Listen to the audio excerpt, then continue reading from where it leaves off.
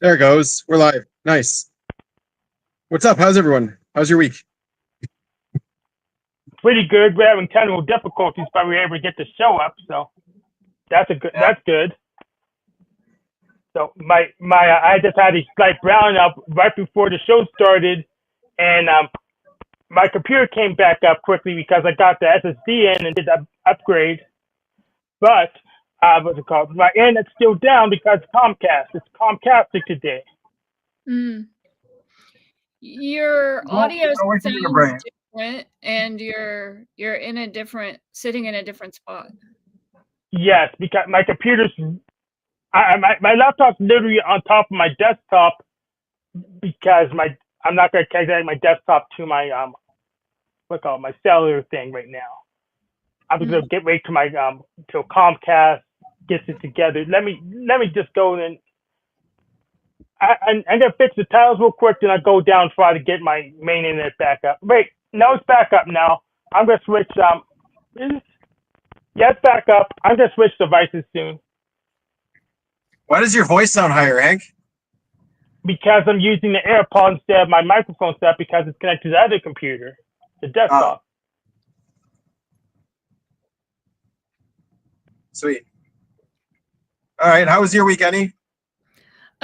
Really good. I am having a good few days in terms of my hormones, so I feel good.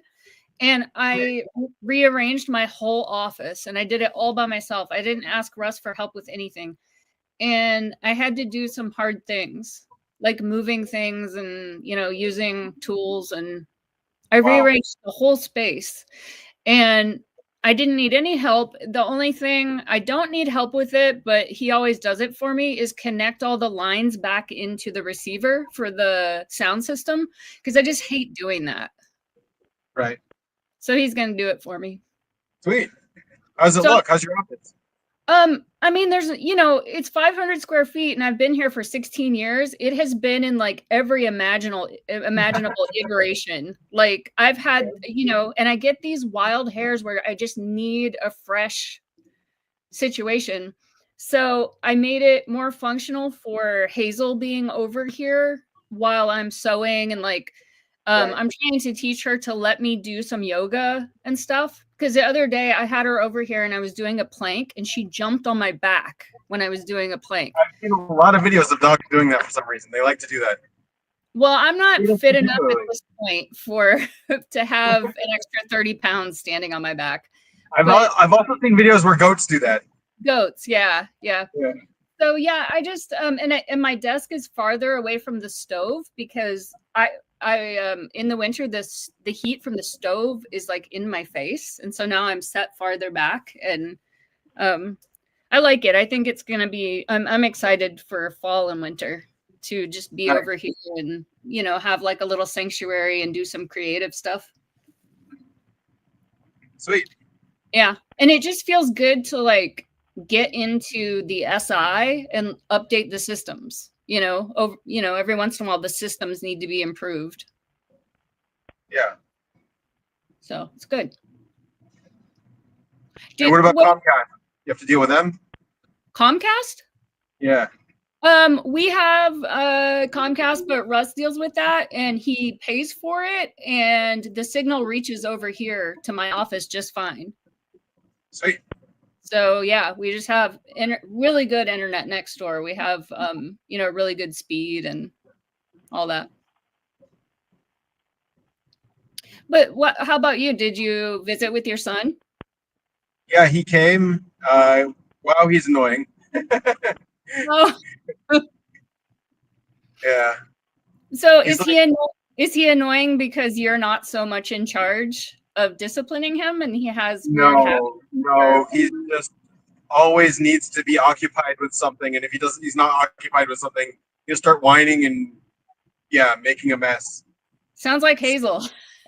Yeah.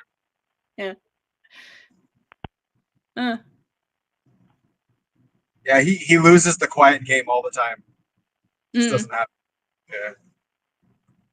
Yeah. But yeah, he's cute. Took him to the sea a couple times. Playground, all that stuff. So are you going back to the base now? No, I was just there for a little bit. I'm like not really showing up this week because of that. So I want to like show up a little bit. They made me in charge of like soldiers, so I have a little bit more freedom to come and go, but still like I should still show my face, you know? Yeah. Yeah.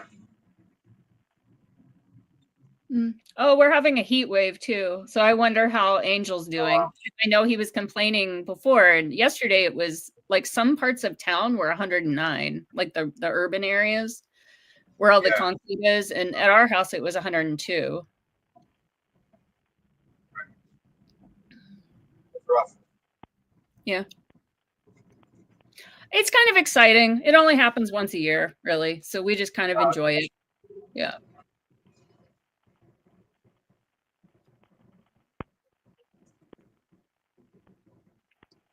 What's going on in politics there? How's your healthcare? I mean, I'm somewhat protected at least for months, for some months, because I'm in Oregon. So we have like safety nets, but I don't know. Yeah, stuff is changing. A lot of rural hospitals are out of funding and clinics are shut down. DC is being militarized. So that's the big news. What is that about? Why is DC getting militarized? Well, a lot of it is just like fake news, like saying like martial law. Yeah, in DC, and like the plan is Trump wants to do it in all major cities, but legally, I don't know if he can. He can do it legally in DC, but there's a lot of fake stuff, like a fake rhetoric, like saying, there's criminals in the streets, they'll just spit in your face, and there's hoodlums running around everywhere. But then like the people who live in DC are saying like, actually crime is better than ever, and there's less crime, and they're just sort of painting this picture that there's murderers and rapists running around everywhere all over DC, and so therefore they need martial law. Yeah, it's funny because like all of the left was predicting that Trump was going to do that. I'm not surprised. I mean, I'm not surprised that this is happening. I mean, it was known that was a plan, that was a desire. Part of Project 2025? Yeah, right. Yeah. So, I mean, I'm not surprised, because I mean, it was already like documented that was, something that was desired by the right, according to that plan. So what's the next step? I mean, well, I guess trying to do that in other cities. I don't know. But all right, okay, you do that. What's the end game? What's the point of it? Fear and control, I guess. I don't know. Yeah, it's empower more 4 more years or something.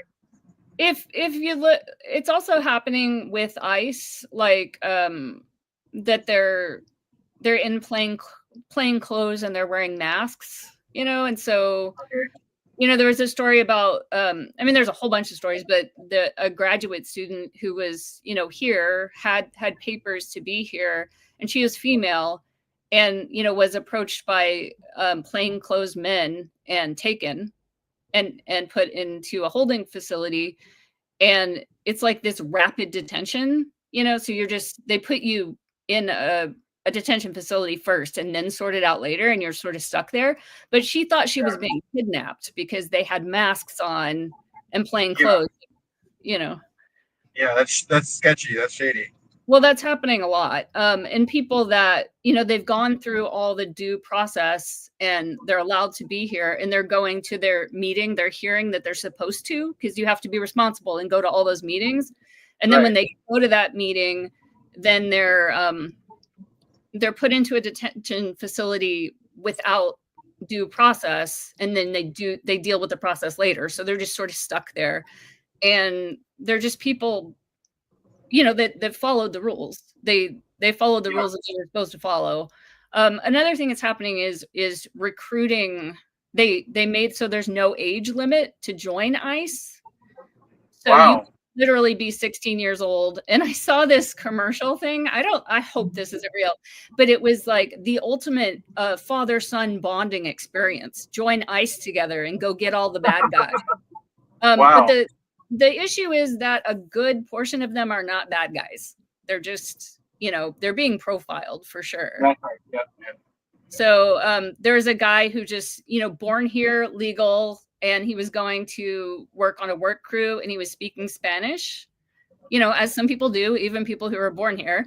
And, he got put into detention and he was just totally an American citizen who happened to be speaking Spanish. So Wow. there's a whole bunch of stories like that. So like, I'm sure that they have these quotas, they promised we're going to deport 2 million people. And so they're just grabbing whoever, and so a lot of like innocent people are getting caught up in that.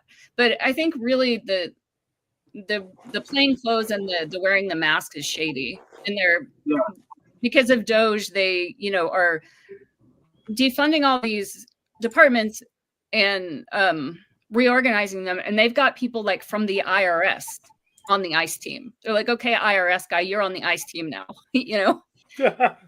and it's just, it's pretty crazy. It's just pretty like a scatter shot approach. Yeah, it sounds like they're trying to, like you said, make quotas. Mm-hmm. Trying to prove results or something. Yeah. Yeah, it's a recipe for a mess. Yeah. A lot of people are going to get stuck in between sucks. Mm-hmm. Well, don't speak Spanish in public. No, I canceled my Duolingo. I don't want to be a target. There you go.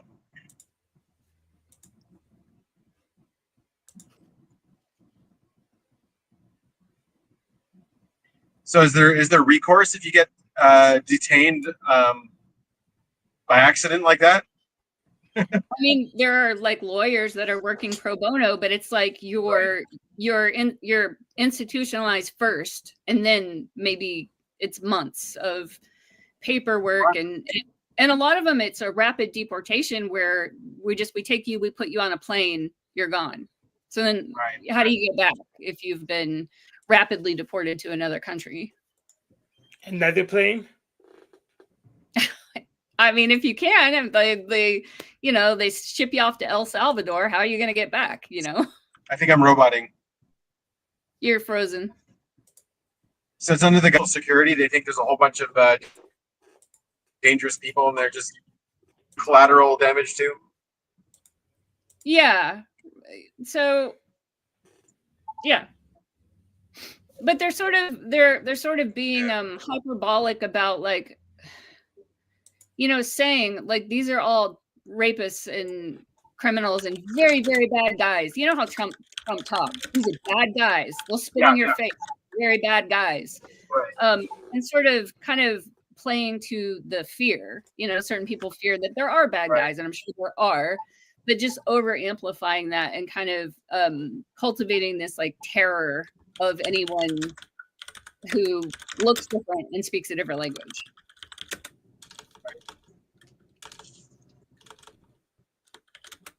And I mean, I guess like this kind of thing is going to end up happening eventually in other countries, I think too. Because I don't think it's sustainable, the model they have. There seem to be a lot of people getting it. Like, there is a problem in the US. Like, there was, you will admit that, right? There was a problem in this? Yes. But it's really, really, it's really deep. It's really deep and complicated also because we are using those people for labor, Hey, bad apple media. So the whole system is kind of, so like untangling it, fixing it all is a very complicated problem. But there were like dangerous people there that shouldn't have been there. Yeah, sure. Just like anywhere, there's bad guys anywhere. Okay. Hi, what do you Dirty. think, buddy? What's happening, man? What's going on, Hank? Oh yeah, so I do a panel with Benjamin Tsadik every week. I need to remove my other self from the panel because it's gonna waste a spot. But, please hold. So probably couldn't this. What's your story? Where are you from? Oh, I'm from the Detroit area. Hank knows who I am. Hank's familiar with me. Yes, I am. I am familiar with him. Introduce me, Hank. Yes, he's one of people Officer Snaps annoyed, and he's so he that's how I met him. I'm currently facing criminal charges wearing a tether because of Snaps bullshit. What? I'm wearing a tether. I'm wearing a tether right here. Are you serious? You think I'm kidding? So what happened? No, Snap has been stalking me and harassing me and threatening me to red flag law me for the last 2 to 3 years. While I'm doing a live stream actually on April 30th, just a few months ago, I'm bothering nobody, minding my own business, dealing with a totally different topic. Snaps can't get into my chat stream because I have him blocked with all of his multiple accounts. And the only alternative for him to reach out to me is through my cell phone. And he calls me on my cell phone from an anonymous number. And I answered it, and it was him. He started threatening me, or not threatening me, but he started telling me, oh, you're a sellout, you're a traitor. The typical bullshit that Snaps spews on everybody. Because he refers to me as a traitor and a sellout because I have audio recordings of me and Mark Vogel from 6 years ago that he was trying to get from me for over 2 years. And then I finally cut him out of my life in 2022, and he's been harassing me ever since. So on April 30th, I told him, or when he called me, I'm tired of his bullshit. So I was frustrated. And out of frustration, he elicited a negative reaction out of me. And I told him I was going to come to Arizona and kick his ass. Oh. So he took my video and sent it to Arizona police and went and reported me. And the Arizona Police Department communicated with the sheriff's department here and hence being charged. Yes. So no offense. This is the type of shit that he does.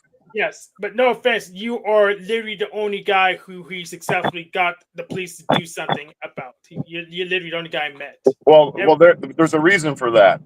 I'm not only being gang stalked by Snaps, but I was being gang stalked by a whole bunch of them before Snaps. Me and him were friends, so to speak, prior to that. From 2019, you guys know who Shauna Sierra Connor is. He talks about her all the time. There's a bunch of people. It's not relevant, really. But they were harassing Marfugel, claiming that he was a pedo. And I basically... Not basically, but I literally did a background check on him to see if he was, because I don't want to be associated with anybody that's capable of doing those types of acts. And I discovered that he was not anything that they said he was. So I told them all, why don't you just leave him alone, go on with your life. Long story short, they all turned on me and started making false accusations, projecting their bullcrap on me. And I proved that they were all a bunch of liars and a phony and whatnot. They called the FBI on me. They were calling the sheriff. They were calling my employer. Eventually, in 2019, they convinced the deputy to harass me, and I was unlawfully arrested. I was maliciously prosecuted from 2019 to 2021, and I beat the case, and now I'm suing the Oakland County Sheriff in federal court and state court because of the last bout of gang stalking. So at that time, me and Snaps were somewhat pals. But since I ghosted him and didn't want anything to do with him after his last bout of a stay in a mental institution, I cut him out of my life, and I've been his enemy ever since. And here I am. Yes. So I actually don't even have Snafu blocked in the chat because I just find him and his whole all the zebras just too low tier for me. Did not attract them, to be honest. So I'm not worried about it. Over into your real life. Pardon me? Bad. Yeah, it's spilling over into your real life. It's fucking over your life, man. Well, this is what he does. It's not because he's afraid of me. It is because I tell the truth and I'm exposing him and the rest of these bogus ass channels that are out here working for the government. When they're calling everybody else pogo channels, they are in fact pogo channels. He admits that how many people has he turned in? Is called the sheriff or the cops or the CPS or animal control, or how many people has he done this to that you guys are aware of? I don't pay too much attention to him. Well, I know that I never paid much attention to it either until I'm sitting here with a tether on my ankle with a $50,000 personal bond facing charges for him calling me. It's a long story, but the gist of it is that Snafu Snap is a traitor to anybody who is even seeking freedom. He spits the hatred and the vitriol for the United States government and how they're all a bunch of Satanists and God knows what in the police state and blah, blah, blah. But then he uses the government to supply his financial means through Social Security, and he uses the government to prosecute guys like me that he harasses and threatens and intimidates for over 3 years. And people still support this fucking guy. Yeah, we got time. You can tell your story. Well, my story is long, and I really don't have time to tell it because I'm at work. I actually have a job. I don't sit on the internet 24/7 like Snafu Snaps, stalking people and harassing them and threatening them, sending emails to them with gun safes in it, and you name it. How many people do you guys know that he's done this shit to? You're the first, man. I don't know too many. I'm not too involved in the community, but you're the first I know about. But it's something bad. Well, it's not that I'm the first that he's harassed in the community. I'm the first, and I'm not even part of the fucking community. I didn't even know about the panel verse. I had no idea the panel verse existed because I had no desire. He called me because he's got a vendetta towards me because I would not provide my audio recordings with Marfugal TV, who is his biggest enemy when he's spewing off this veterans charity fraud bullshit. And so, because I won't give him what he wants, he attacks me and he does what he does. It wasn't a constant. He would come in every couple, 2-3 months, and he would harass me. He'd porn bomb me on my stream and just harass me, get me off of frustrate me, and I would jump offline for 2 or 3 months, maybe 4 months at a time for the last 3 years because I'm sick of the guy. He's an internet terrorist. He's a cyber stalker, a cyber bully. He's a government confidential informant. I have paperwork with him admitting that he's done this to other people before. Not that we don't know. He did it to Concrete Cowboy or whatever the guy's name is. I mean, it sounds like he'd be proud of it. It doesn't sound like he'd be lying about it. He'd be bragging about all the people he's fucked over. No, he's proud of it. And him and that Mad Mystic, they're one and the same. She's the female version of him. Pretty much. And so Hank Flameo here, he came into my live stream not long ago and shared some of the vitriol hatred that he has, the Snafu Snaps, towards Hank. And he was in the backstage of StreamYards telling Hank that he advocates for the lynching of N-bombs and that he wants Hank to be hanging from I want you, the N-bomb, hanging from a tree until you're dead. Yeah, I know. That's from Jack Talcott's show, the last day of last year. I mean, it sounds like, Hank, you got the memo. You could call the sheriff in Hit County. Well, that's what I'm asking why Hank hasn't called the hell, that's a federal hate crime. That is. I thought about it, but the thing is, the only thing I wanted was him to turn down the terroristic threats, so he doesn't motivate someone to actually go forth with that action, and he has done so. So I have no need to act anymore. So how many people have to be attacked and threatened and stalked and harassed before everybody steps up and puts an end to his bullshit? It's up to the state. I mean, they already have. When you were on my channel, I asked you if you went to your local law enforcement. Yeah, I went to my local law enforcement just to have them call him and tell him to knock it off. And did they do that? Yes, he did. Do you have a record of it? I did not bother to get a record of it. No, what city did you do that in Pittsburgh or in Pennsylvania? What city did you go to or sheriff? Yeah, the Mountain Valley Police Department. Mountain Valley? No, Monongahela Valley Police Department. I went there. Well, you got my email. You have my Yes. email. You've already sent me an email before. Yeah, And I if do have anybody has any information on this guy, you can reach out to me at badapplemedia@yahoo.com and provide it for me. And Hank, I really wish you would share that information with me because I'm building stuff to bring him down on the backside. And it seems like a lot of people are afraid of Snafu Snaps and his retaliation. I'm not afraid of him in the least. Well, then I need you to step up, bro. If he is a government informant, I'm just spinning my wheels trying to use a different government branch against him at this time, so I know what branch he's in. So well, it doesn't matter what branch he's in. This is the thing that if he's a confidential informant, if he's a pogo channel, it's some deep state bullshit, and local law enforcement are not going to apply for that. That doesn't matter. What he is and what he isn't doesn't matter.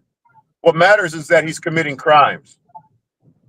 I mean, I got a few of his YouTube channels, 3 of his YouTube channels deleted just by reporting them. So, well, that's fine and dandy. That doesn't do me any good. I need individuals like yourself who have contacted law enforcement with the hatred and the stalking and the harassment that he is conducting upon you and others. So I could get this information. You could go to the Valley Police Department there, whoever you contacted, and get a copy of it because I guarantee you, they made a report of you calling them. You don't know they made a report, but there's a report. I went in person. Okay, so there's a report, and if you could get that without me having to file it for you and go through all the nonsense, and if you help me, and if Kara and Alan McCord down there in Texas, who he called on them over their horse rehabilit whatever, they got a horse sanctuary or whatever. He called on them. He's proud of that. He's called on so many people. I need you people to step up. So here's the thing. There's 2 things about this. One, I've been over this with Officer Snaps. That PA right to know laws says you don't have the right to know about my interaction with the police. So that's not covered under FOIA request. Well, what does that? It's you, bro. You filed the report. You will get that. Don't you understand about that? Well, I probably could get that. And 2,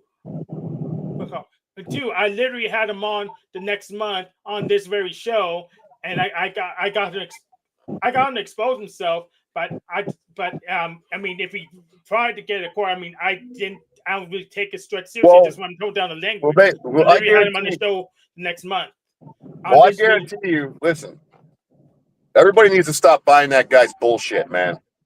You understand what I'm saying? You, Hank, whatever. He's doxed your real name, right?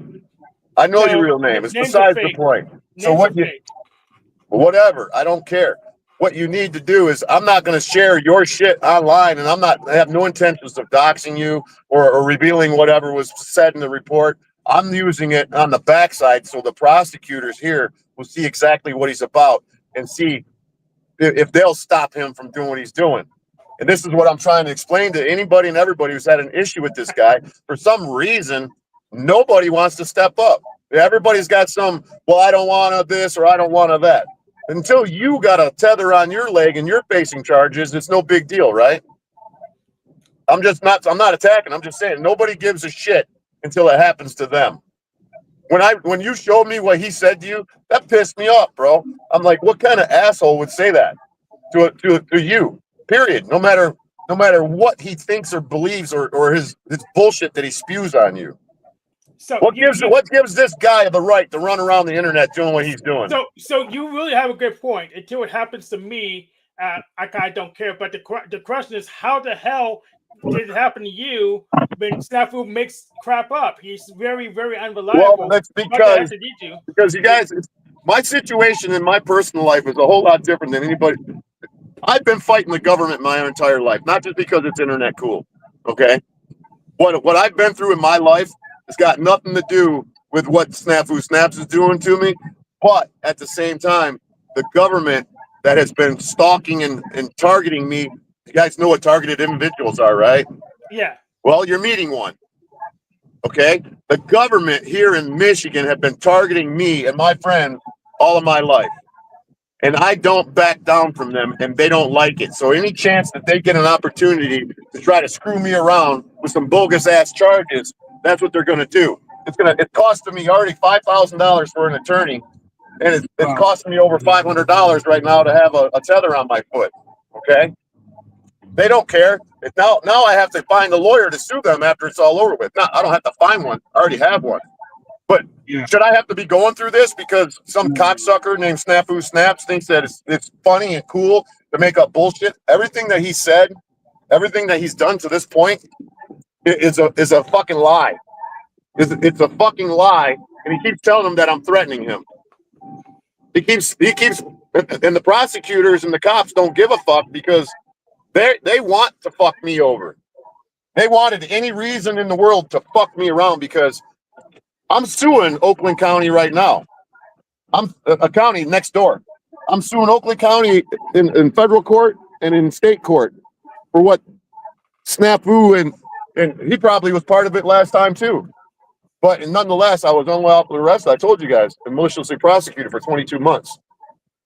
And I'm suing him in federal court and state court, and it's coming to an end because, or not because, but because it's been going on for 3 years. My lawsuit, I filed it in 2022. So what I've got going on has got a lot more to do with actually fighting the government, aside from coming online and spewing a bunch of vitriol and bullshit, trying to act like you're some fucking savior, of humanity. So I have exposing crimes of humanity. My ass, they ain't exposing nothing but their own fucking stupidity. So I have a question, Bad Apple. Yeah. When did did you get the strap on? When you get that thing strapped on your leg? A couple weeks ago. Couple weeks ago. Okay, so that's very recent that you got the thing on your leg. Yeah, and he contacts the courts anytime I do a video and I say anything that he can misconstrue and say, "Oh, he's threatening me." You know how they make shit up and they make mountains out of molehills, right? Yes. Well, this is what he's been doing. I shared, or not shared, but because him and another asshole from 2019 that did what they did to me, I said something in a video which was a mocking situation where I was being sarcastic because they said I was unemployed. It said I was a dangerous man. They've been telling people that I'm a dangerous man or everybody's a dangerous man. Everybody's a dangerous man, right? And so everybody that's playing this fucking game is making bullshit up. We're good? Yeah, I'll go with it. Yeah. All right.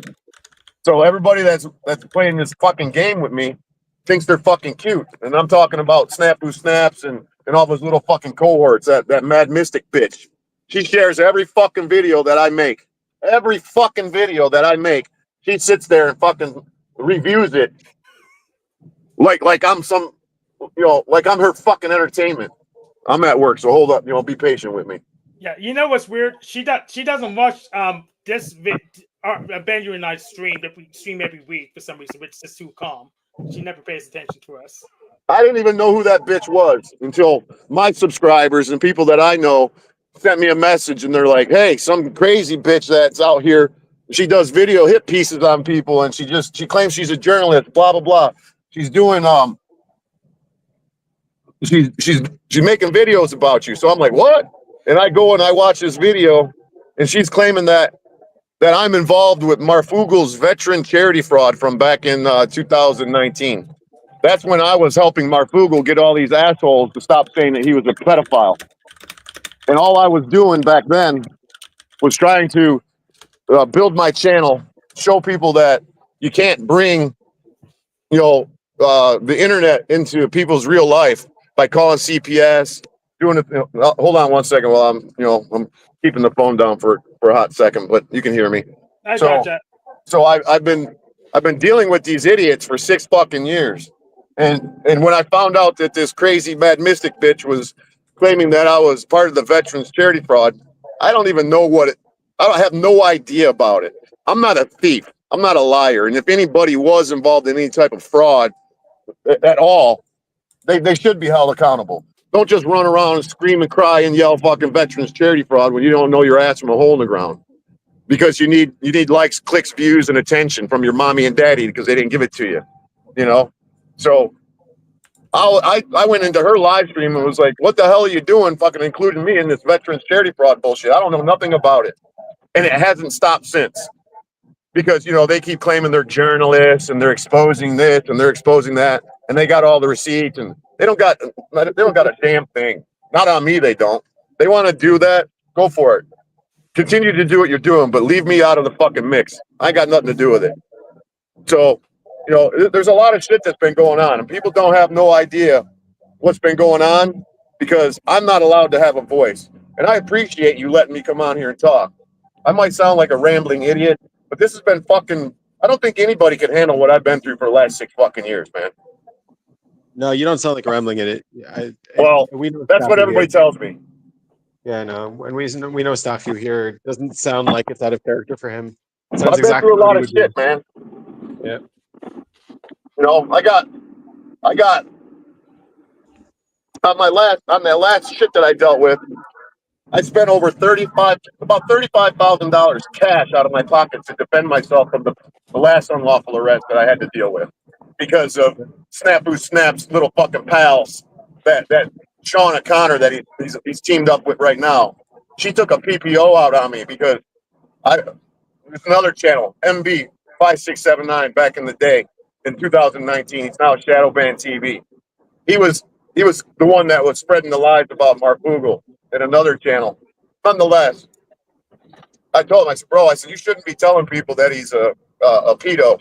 I said, because if somebody sees him in the streets or whatnot, or somebody does something to him, you're going to be held responsible for it. So I drove from Detroit to Pittsburgh, not to go and do anything to anybody, but because I was invited there multiple times by him, telling me that he was going to whoop my ass.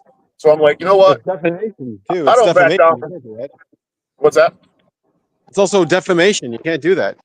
Well, of course. So I went to Pittsburgh and gave the guy the opportunity to whoop my ass. And what did he do? He punked out. And I took him to the bar. I bought him some beers. I bought him some cheeseburgers. I gave him $100 bill that had his prison number on it. That's another story for another day. And so I got all these videos are on my YouTube channel that are not listed. And I set everything on private. I've got probably 600-700 videos. And a big group of them was from back in 2019. So I went and bought a PPO that another YouTuber took out on me, which was a bunch of bullshit. I beat that.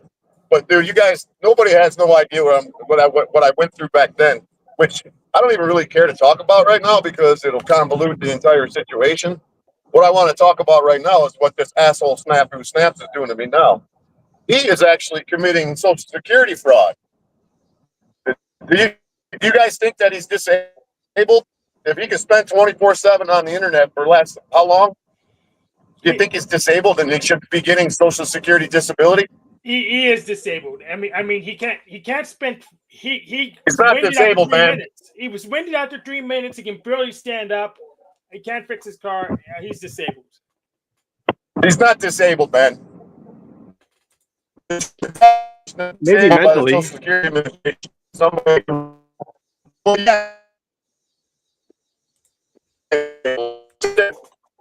Or talk, he can get a job as a telemarketer or first representative. That fucking guy can do. He's not physically capable of working. Besides, point is that he's an internet terrorist. Anybody want to tell me that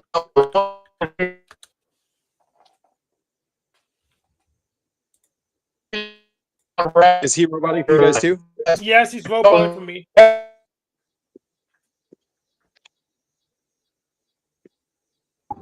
He accused Hank of making or grooming children. I listened to that video. That little child was him with a voice changer. Obviously. Or it was AI created. It was him a voice changer. He does his little rap. He has voice changers on his phone. So if you guys got any questions? Anybody curious about anything? What? I'm here. I'm done rambling for a minute. Yeah. So why does Snafu think that would persuade anyone calling my show with a voice changer when I'm playing a one-player game? Because he wants credibility. He wants people to. He's got mental issues, man. His mental issues derive from his childhood, where he was abandoned by his mother and father. He's an adopted kid. Most people don't know this, but I was what you would say good friends with the guy when I never met him. If you were to tally up all the actual time that I spoke to that guy on the telephone offline, it would probably add up to about 3 months, 4 months. You know, like 2 hours this day, 3 hours, 4 hours, 5 hours. It would probably add up to 3 months, at least 3 months. How do you survive that torture? 3 months on the phone. Because you want to know why? Because you know how the old saying goes, keep closer.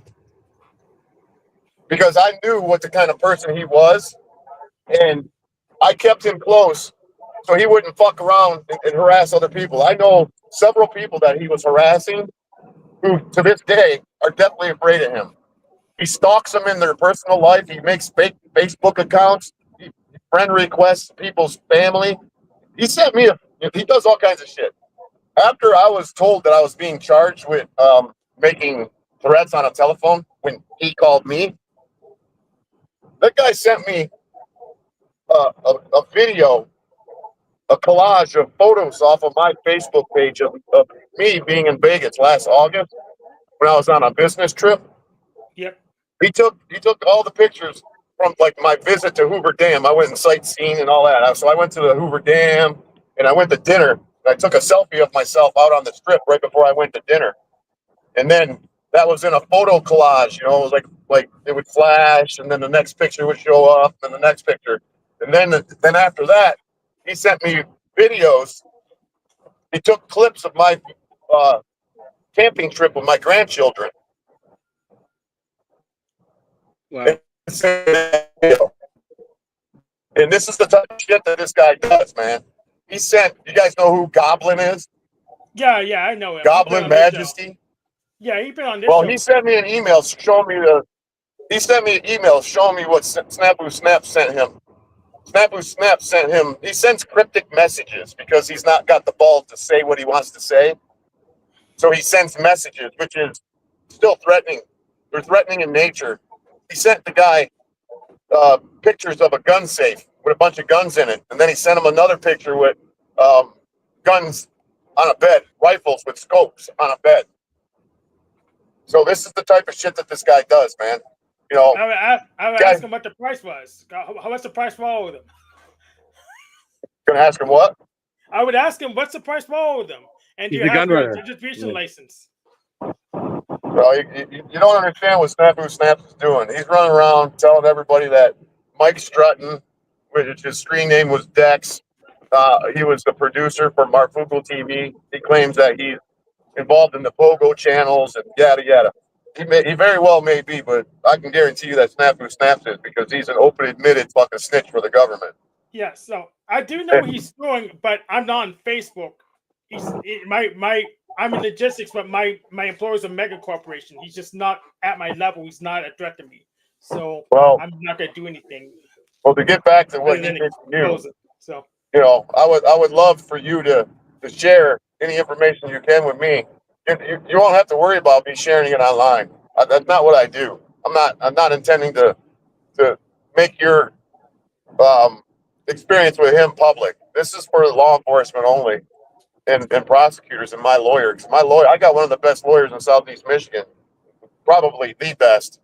And I'm gathering all the information and giving it to her and compiling it.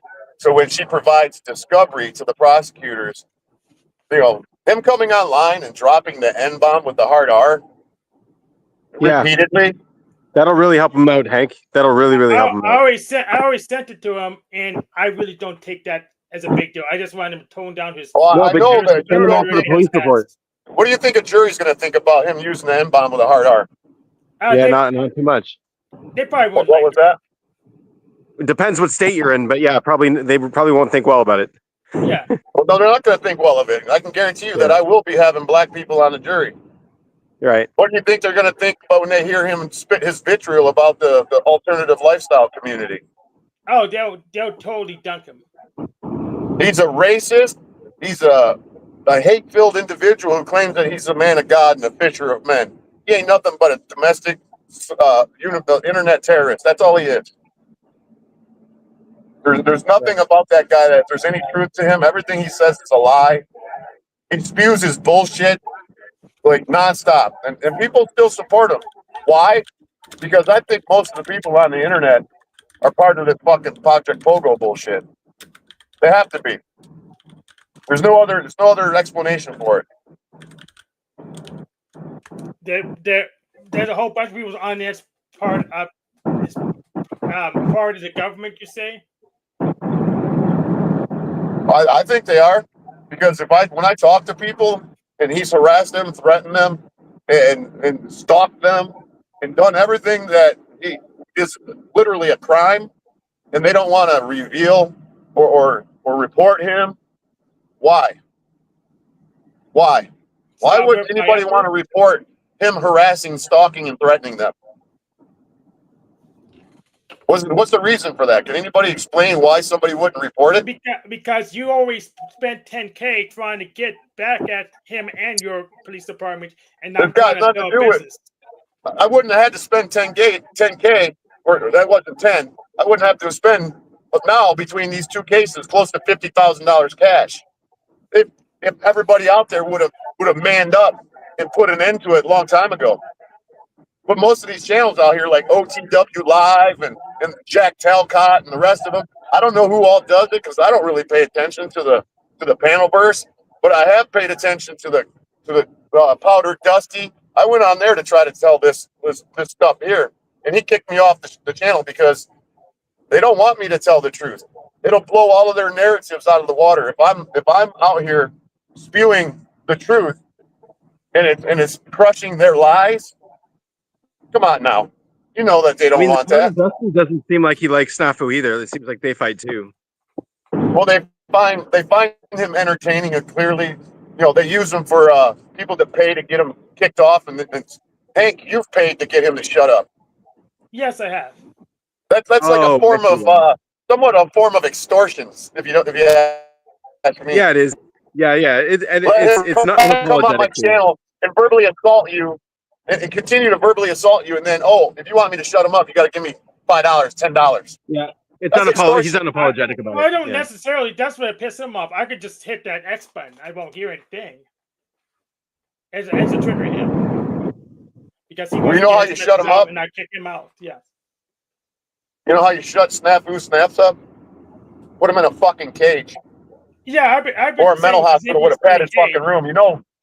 He's been in the mental institution 2 times that I know of. Once in late 1919, early 2020, because Marfugel didn't want nothing to do with him, and Marfugel threw him to the curb. I just shared the text messages between me and Snafu Snaps from the first day that I met him up until March of 2020, and I haven't showed part 2 of our text messages where he's begging me to communicate with him at the end of our friendship when I kicked him to the curb.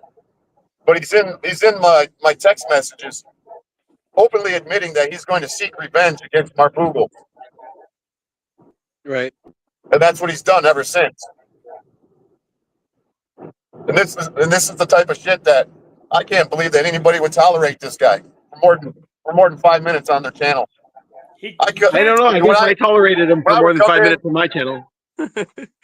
Well, who are you? I don't know who your name. I didn't catch your name. Binyamin. Yeah, he jumped on my channel once, and we tried to tolerate him for the whole time. It was hard. It wasn't easy. We had to put him backstage every so often. So, what's your screen name? Binyamin. For your channel. Yeah, Binyamin Tsadik. It's my channel. I'm sorry, I can't. I'm having a hard time hearing you. Yeah, it's linked from my channel, so you can find it later. I know you hopped on from my side. I don't know what you said. Yeah, you can find his channel from my side. I'm driving down the road. I can't. That's my channel there. You guys wanted to share this with me later on. Are you gonna leave this stream up, Absolutely. We leave Yeah, the ours. stream or are you stays gonna up. take it down? It stays up. Oh, We the stream leave will ours stay All up. right, because I know a lot of these people, a lot of the people that do these streams, when Snafu Snaps come in there and he uses bullshit, they do him a favor and they put it on private, so I Yeah. can't go and screen record it. I know that. But that's all why right, because- that's why I went out. I do have him on just so I can keep the stuff up because he's counting on the stuff going private. He tries to get his channels to lead on purpose, so there's no track record. Well, that's what I'm saying, but right. A lot of damning things, and it just stay up. Well, I wish that I could put together some type of, as he would say, a strike team. Wish I could put together a strike team to put his ass out of business, and everybody that, you know, Counter-strike. maybe spread the word, if you guys wouldn't mind, spread the word and tell everybody that he's out here fucking causing hell and havoc, and anybody who's been affected by him, they need to step up. So, And they don't have to communicate with me. They can communicate with the Macomb County Prosecutor's Office. And if they don't want to communicate, hold on. If they don't want to communicate with the prosecutor's office that's dealing with my shit, they need to go to their local police department or the sheriff and file a report there, and then tell them that you want them to report it to Gilbert, Arizona, because that's where he lives. Because that's what he did to me. He went through his police department in Gilbert, and they forwarded the information.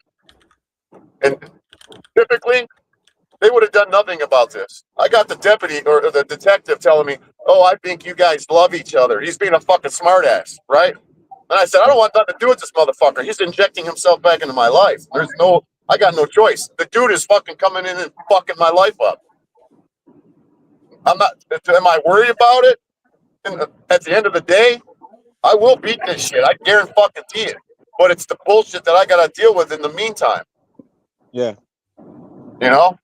So, Yeah, it sucks, man. So here's my issue. I'm not gonna build Snaps into my main big bad because he's far below my level. I'm gonna go up But you could all come up with some material. You could just send them. You could send them the police report that you. That's all I want you to do is send me the shit, bro. I didn't collect it. I don't care about it. He did what I need to do is shut up about the terroristic threats. I could send you the other videos that shows where I had him on and admitting stuff. But I'm not getting the police report because I don't need any. Well, see, this is the fucking problem, bro. Do you not hear yourself fucking telling me that you don't give a fuck about what I'm going through because are you trying to hide something? Is that what it is? Yeah, I guess I'm in on it. I'm in on it. No. See now you're starting their bullshit.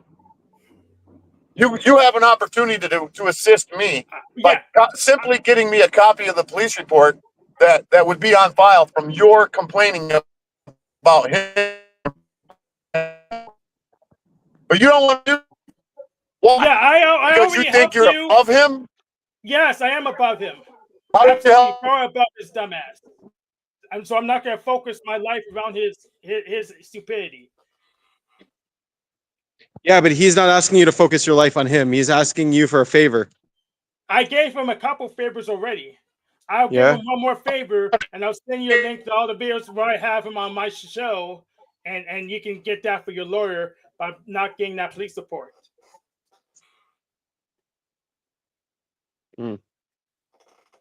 Did you even make a police report, Hank? No, I just went in. I got his information. I asked him to call. I think him twice to tell him to knock on the terroristic threats, and so far he has knocked off the terroristic threats, which is what I wanted. So I have no further action to pursue when it comes to my interaction with the government and in direction of Snafu Snaps at the moment. So you may have your own issue, but it's not really my issue. I'm not invested in it. I don't need to make time for it. I gave him a favor. I'll give him a few more favors, but I'm not engaging in soft sit stuff because I'm afraid of Snafu Snaps because I'm not. It's not worth my time. What do you think about all this EJ bullshit, Eddie? You're tuning out from the drama? To me, it's kind of boring. So yeah, I get it. I appreciate that there's a struggle, but it just seems like in some of those other the panelverse things, like there's so much of this. I have to think that like people like enjoy it in some way because Well, why? apparently people enjoy what I'm going through. It's entertainment to them. No, it's just like I don't know. Not for you. Is there some reason why you can't do the right thing, Hank? But yes, because your right thing is not my right thing. I'm not engaged in the soft sit stuff because snafu isn't that big of a deal for me. So he's left you alone, but it's okay as long as he leaves you alone. He can fucking destroy my life, and you're okay with it. Well, it's up to your That's what state. you're saying. It's up to your That's what state you're to saying. protect you. That's what you're saying. I'm not the state. I'm not the police. I'm not going to go on my way to protect you. Do you think I need you to protect me? You think? Yes, How about the that's what next? you're How about the asking. next person out there? How are you gonna feel if the next person that he calls a pedo? You guys know who Cyrex is? That guy that attacked somebody with a baseball bat? No, I don't. Okay. Well, if let's put a scenario out there and see if you can understand where I'm coming from, Hank. What if you had the opportunity to stop him now, and you chose not to because you think it's not your job to protect anybody from anybody? And let's say he calls another person a pedo, and somebody is not a pedo, and some stranger out there sees that person in the streets, and they harm them, and they unalive him, and then the cops come at you and say, "Hey, what do you know about it? Did you know that he was doing this?" Or because you didn't stop it, somebody is unalive because you are sitting on your butt because as long as you're protected. I'm not a superhero. I'm not a superhero. People get unalived every day, even in my city. But I'm not going out there and trying to vigilante and stop them. Am I the only one in here I had to pay saying my this own shit? bills. I had to build my own business. I have my own stuff to do. So I don't need that. I don't need to be Do you even hear scapegoat yourself talking? Yes, I don't need to be your scapegoat and sacrifice myself, protect everyone else, and they won't do the same to me. They won't return the favor, so I'm not gonna bother.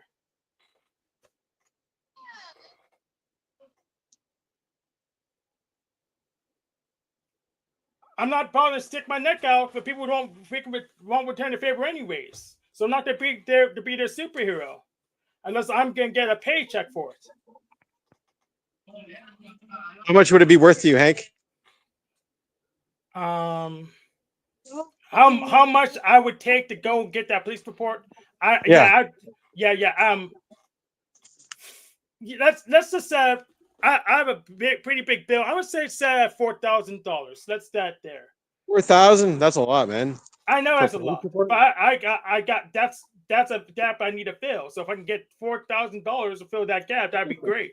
If it's that big of a deal, I'll say $4,000. But Hank, go for 5. Cover your debts and then have an extra 1,000 in your pocket. No, that'd be too greedy. Hogs get slaughtered. Oh, that's a 4,000 is plenty.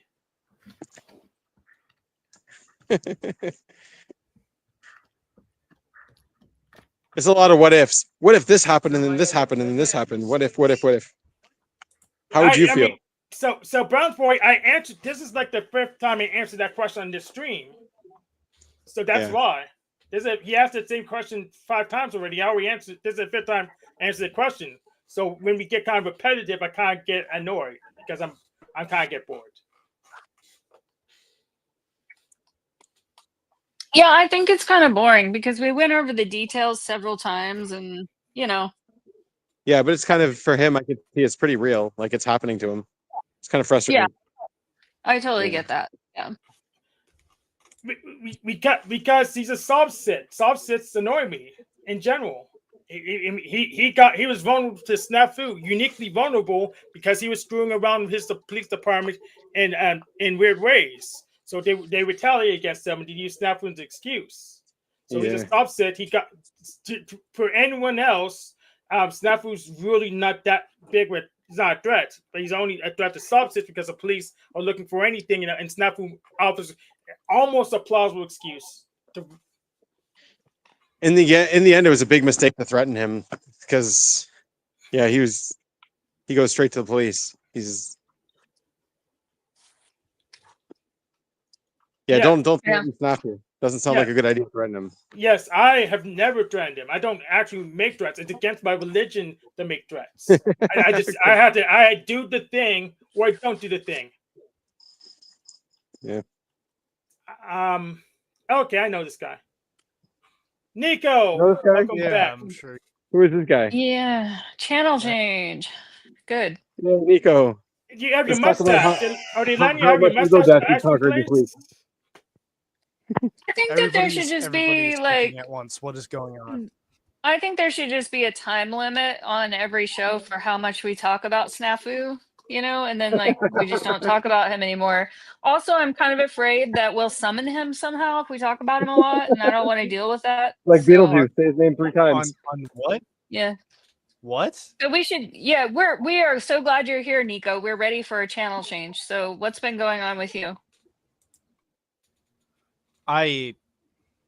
Well, I'm currently very curious on what's been going on with you to give somebody a time limit.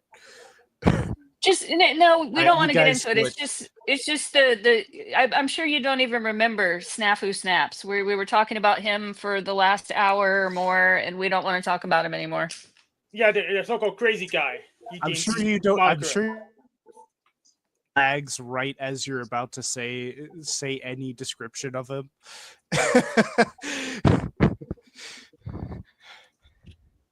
Good job, Nico. Yay! I simply existed and I was able to turn the tides. Yes. Yeah. So, What have how's you been guys- doing? AC related paraphernalia. Ooh. Yeah, man. What air conditioning because Air it's muggy where you conditioner. are? Well, it went out. The compression. Oh, that the sucks. compressor blew. That's hilarious. Yeah. My Isn't the humidity really high where you are? Yep. Yeah, it is. Yeah. It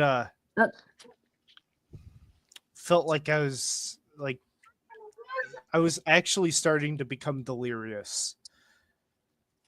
And now knowing me, right, this guy, right, perspective, this guy is always delirious. How could he become even more delirious and insane?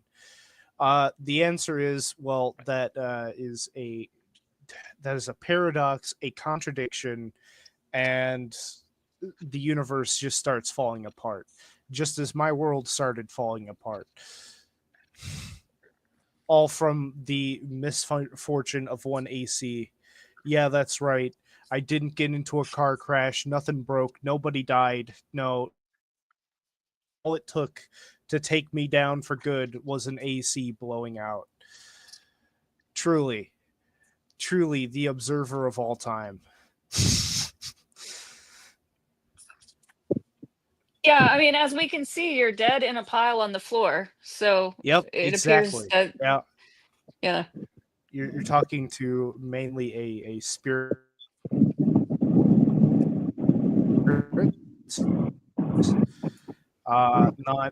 Not anything corporate. So what's up? Oh, Nico's going over his week. Clearly, my connection keeps dropping. Comcastic. No, I don't have Comcast. I got Verizon. I've never dropped conversations or the internet anywhere in the area that I'm in until I get on here and start telling you guys what's up. Convenient.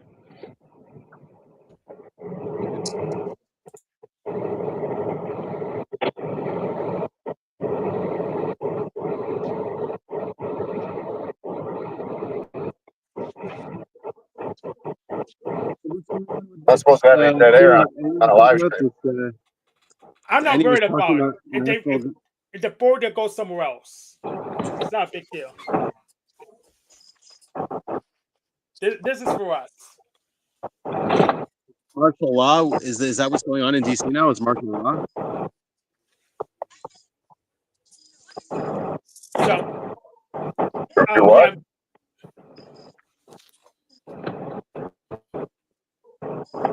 So what were you saying earlier, Hank?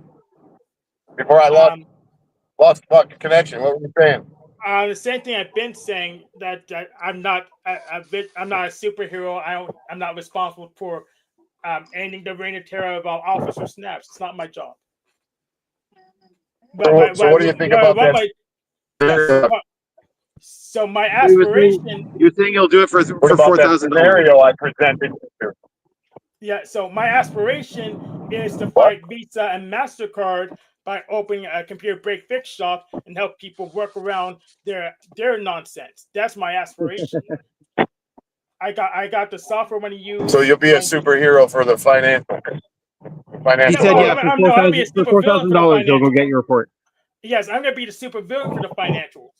I don't like those guys. They're gonna take away my freaking not safe for work games and probably other things. And probably my free software too. I want to be the super villain. You don't like the financial institution, but you're okay with Snaps. No. Is that what you're saying? I mean, no. Here's the thing. Zamasu did nothing wrong. If it was up to me, there'd be a whole lot of people removed. I mean, 90% of people talk about things they have no clue about. I'm literally misanthropic.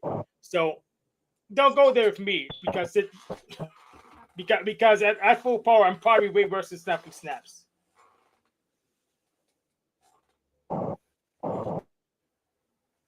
I mean, I'm sick of these panels with people who have no clue what they're talking about, saying all kinds of nonsense.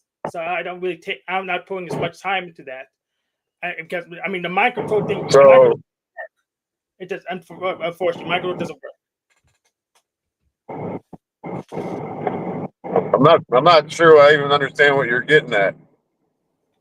I'm getting at is that most people are pretty much net neutral to society as a whole, and or negative, and just dragged up by the few protected people. So I'm not a fan of most people. Period. So I'm just not a fan of most people. So I'm still not following you. So I have no good reason at this time that I sacrifice myself for the people because most people suck. So when you have somebody that is going to put an end to this guy's bullshit, you're not willing to assist in that, huh? I already assisted in that, and you asked me to go further. You did. How did you assist in putting an end to his bullshit? You put an end to the bullshit you were experiencing. Yes. What about the rest of the people out there? You don't care about them? I care a little about them, but you don't care about I had to weigh against I had to weigh against how it affects my life. I had to weigh against my bills. Oh, so that narcissistic view, right? What? The narcissistic mentality, right? No, it's just I know that's value to me, and I'm just a thing that's discoverable for. I'm just a tool to other people. So I better take care of myself, or no one else will. I know how it is. What's that supposed to mean? Hank is my tool, is what he was saying. Pretty much. So, can anybody else inject their opinion on my scenario? Is it okay to just sit there in silence? You know the old saying goes, the old cliche or the old euphemism for the evil to succeed is for good men to do nothing. Yeah. Or whatnot, however it goes. Okay, you're okay with that, Hank? Yes, because we're not under any obligation to fight other people's battles. You're not fighting I'm capable of fighting my own battle. Then do it. My point is, my entire purpose for 2 years of associating with that guy, keeping my enemy close, is to protect other people from his bullshit. And I did a pretty decent job of it. Not 100% successful, but I did a pretty good job of it. And then I finally said, you know what, I'm done. I can't associate with this guy anymore. And he went around and harassed more people. He even harassed you. Yes, but I got over it. But he only harassed you because I let him off of my my radar. I let him go. I was reeling him in every day, keeping him reeled in. Yes, and you have guilt over it, but I don't. I have other fish to fry. I have stuff to. What other fish do you have to fry that's so so important that you don't give two shits about some other innocent person's safety. I have bills to pay. I have things to build. House to I have feed. a Ain't companies nothing to, in I have this world companies for to fight. free. I have companies to fight. You have what to fight? Companies. I have a MasterCard and Visa thing. I had to work on trying to. Oh, you think you're gonna defeat MasterCard and Visa, but you won't fight Snafu punk ass bitch Snaps. Now I fought multiple times. It's just I'm not going to do it your You way. didn't fight him. You didn't fight him. Of You course. asked the government to fight your battles for you. Of course Dog. not. The government's on YouTube. Oh, what's so funny about that? What's so funny about that? Irony is painful. It's hilarious. Well, the irony is that you think that you're going to be fighting the financial institutions owned by the Jewish state, and you're Bruh. afraid of some fucking punk ass motherfucker online. I'm a Zionist. Benjamin's a Jew. probably We can are. get them. We You can probably get are. them. We're on the inside. We can get them. You probably are a Zionist. I don't know. I can only go off what you say. Yeah. So we can do some damage to them. Oh, Benjamin's you living think in you can do Jew in damage a to 'em? war. I'll bet you any amount of money that you ain't going to do shit to the financial institutions. Oh, you know what? What I'm going to do is I'm going to change my avatar to Clippy right now. I'm just to prove you wrong. I got to change my avatar to Clippy. He's a Clipper. Let's go. Yeah. Yo. Clip away, big guy. Show us your strength. Clip away. Hell What does that yeah. mean? What does Hell it mean when you yeah. change your avatar to Clippy? What does that even mean? I don't know what it means. I'm beginning to think that all you guys are not all you guys, but the majority of you guys are scared of Snafu Snaps. You're literally scared of the guy. Who? Who's the guy? Hank, I think you're scared of him. That's funny. That's funny. Well, what's so funny about it? Because he's below me. He's not with me. Well, just saying he's below you doesn't mean he's below you. You think he's above me? You gotta be kidding me.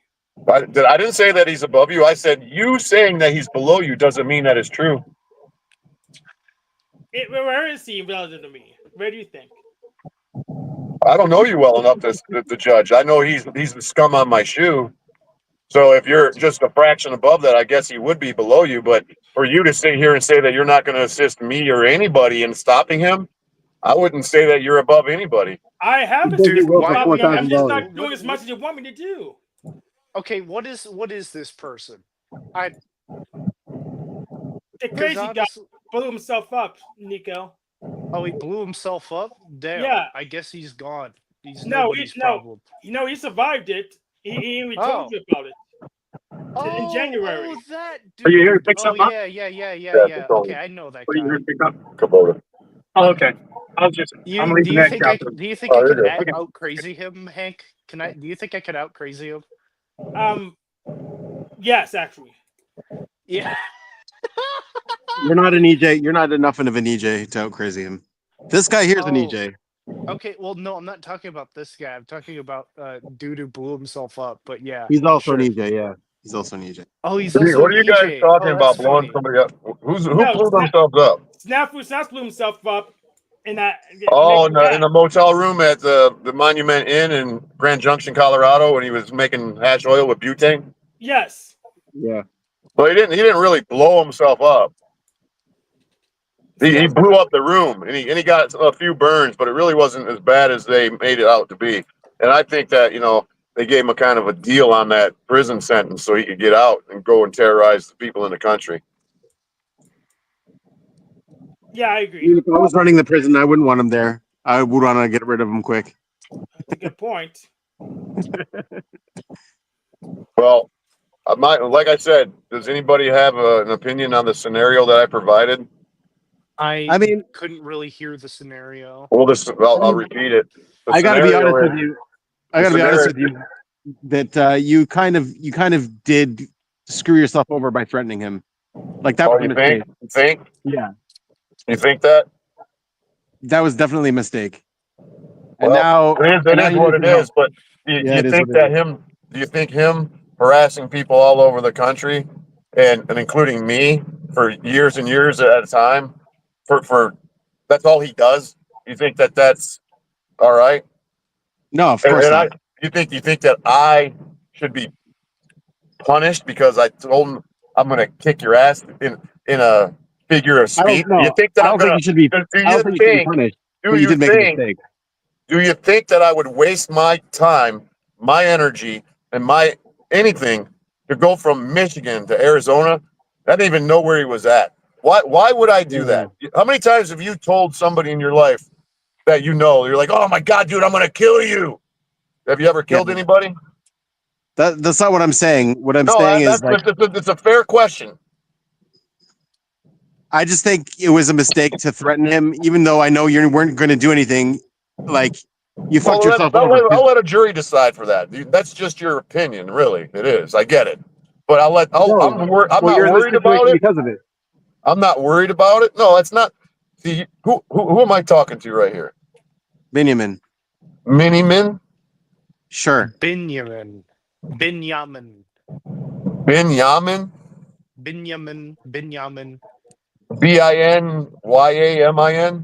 Yeah, That's it. Yeah. that's him.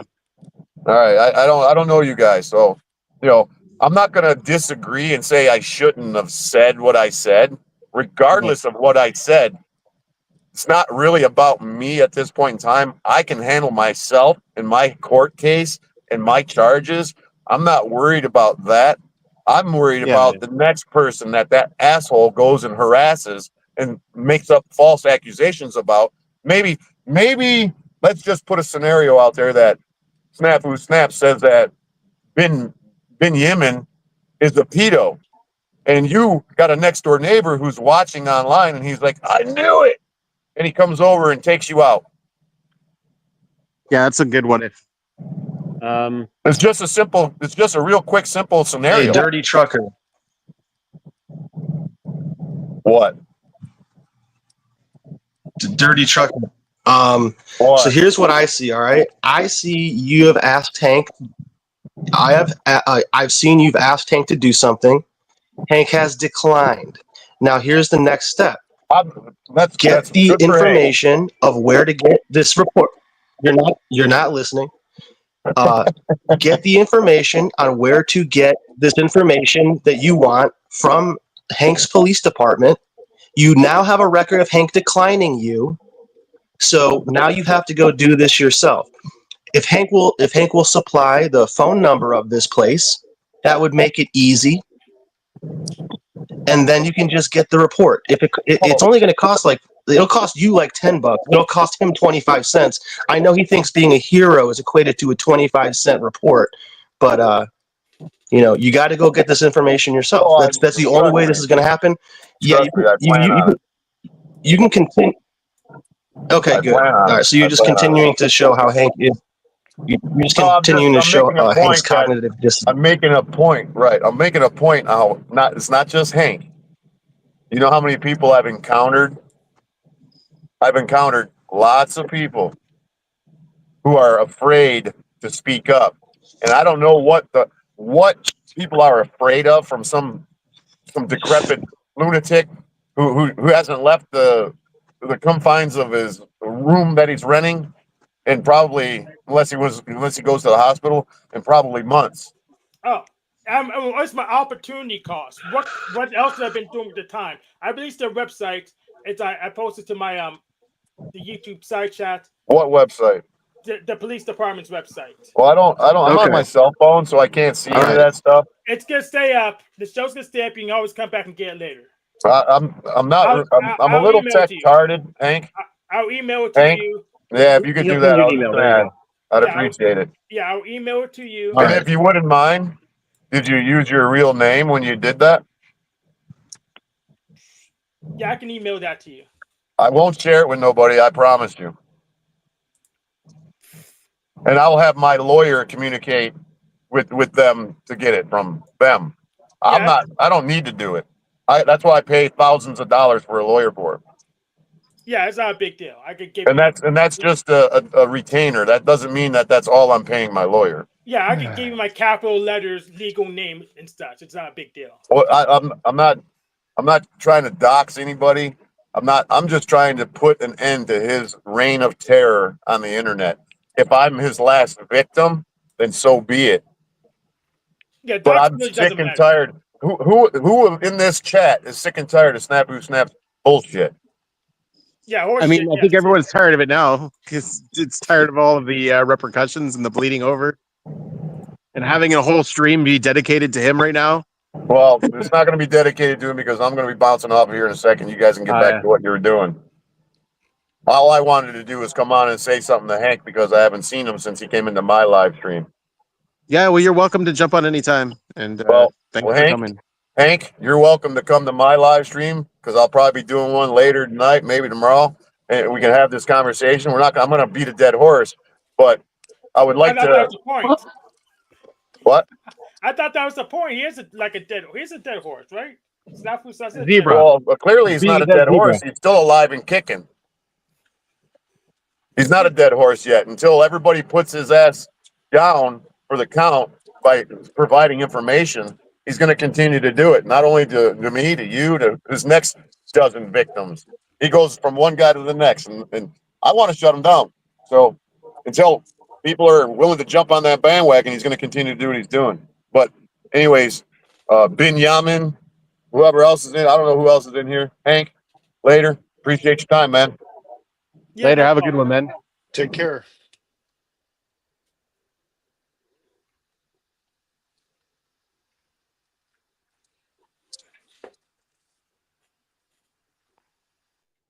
So, did you catch all that, Nico? Painfully. There you go. Exactly. You wanted to talk about it. We wanted to move on. We wanted to talk about your air conditioning unit. You want me to sign up for school and stuff? All right, guys, gotta go. See ya. What?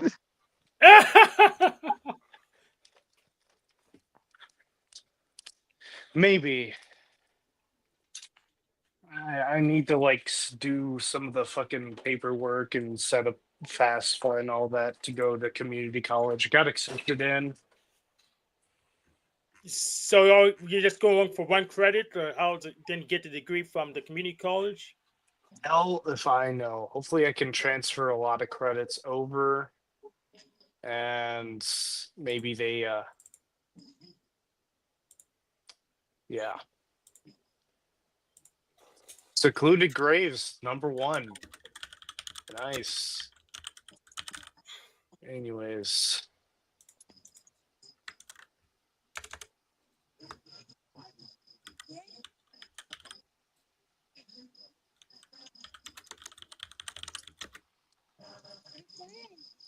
Oh God.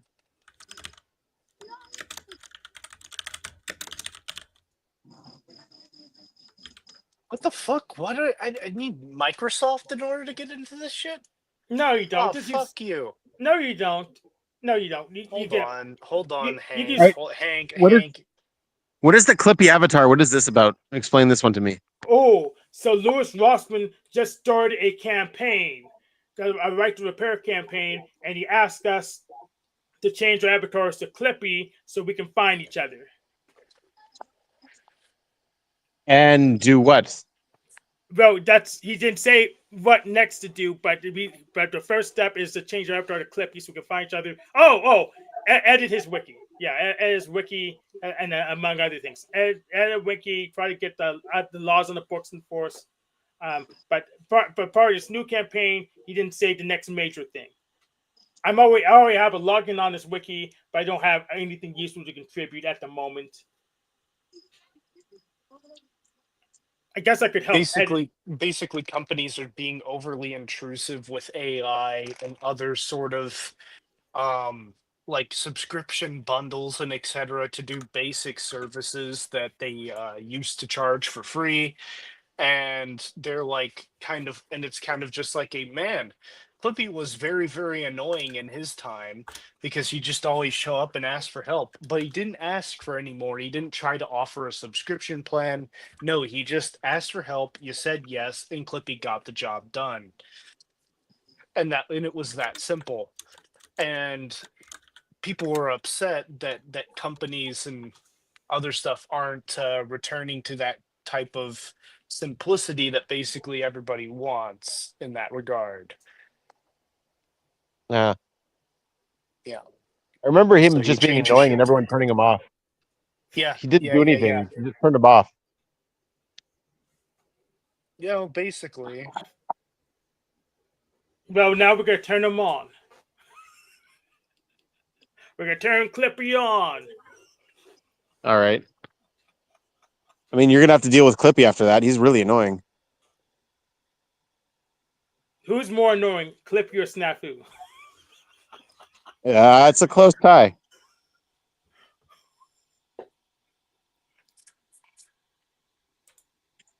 Because You're talking about everything. Go ahead, Danny. you're talking about that paper clip? Yeah. Oh, okay, yeah. Yeah, I have a Grammarly keeps interrupting my Facebook posts and it's saying stupid shit. It's like telling me to do really stupid things. I want to turn it off. Yeah. That sounds like Clippy. Everything Yeah. you clicked on him whenever he gave advice was just a website. It was like a website link to a help page. It's just, and it didn't do anything. Mm-hmm. And kind of a useless tool. So we got another submission for CRG. So this All morning. right. So yeah, just email them back and tell them that we're not doing it anymore. Well, should I ask? Because some of the teams still want to keep going. I mean, like Team Yeah. 7 might want to do it. Team 7. Should I? That's hilarious. Should I ask them, or just email the client back? I would just email the client back and be like, "Hey, CRG is not operational anymore. Okay. Yeah. Best I'll of do luck." that. Yeah. Yeah. And I gotta take down the website or like put a splash page on the website saying that we're inactive. Yeah. And tell Team Yeah. 7 to fork the project.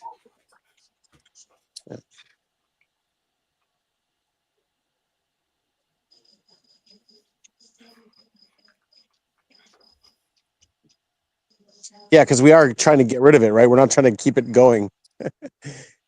Right. Yeah. Yeah.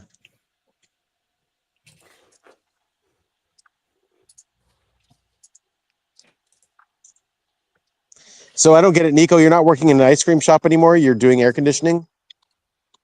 No, my air conditioning unit just broke, and I've been learning a lot of kind of how that stuff works just on the side out of just spite. And it turns out the compressor's broken, and the entire unit needs to be replaced, which costs more than an entire car. When you go to community college, they have air conditioning repair school. You can go to that. That is true. Yes. Yeah. No, I could. You'll be in high demand because of global warming. In the It's a summer. high demand career. Yeah. I could work on like maybe making something a bit more energy efficient. Yeah. Mm-hmm. It'd be interesting. Yeah, definitely. Um, And if it doesn't work out, you can use your air conditioning repairman degree to get into the porn industry. Nice. Oh, wow. I know. Yeah. I see the pipeline. Yeah. Yeah.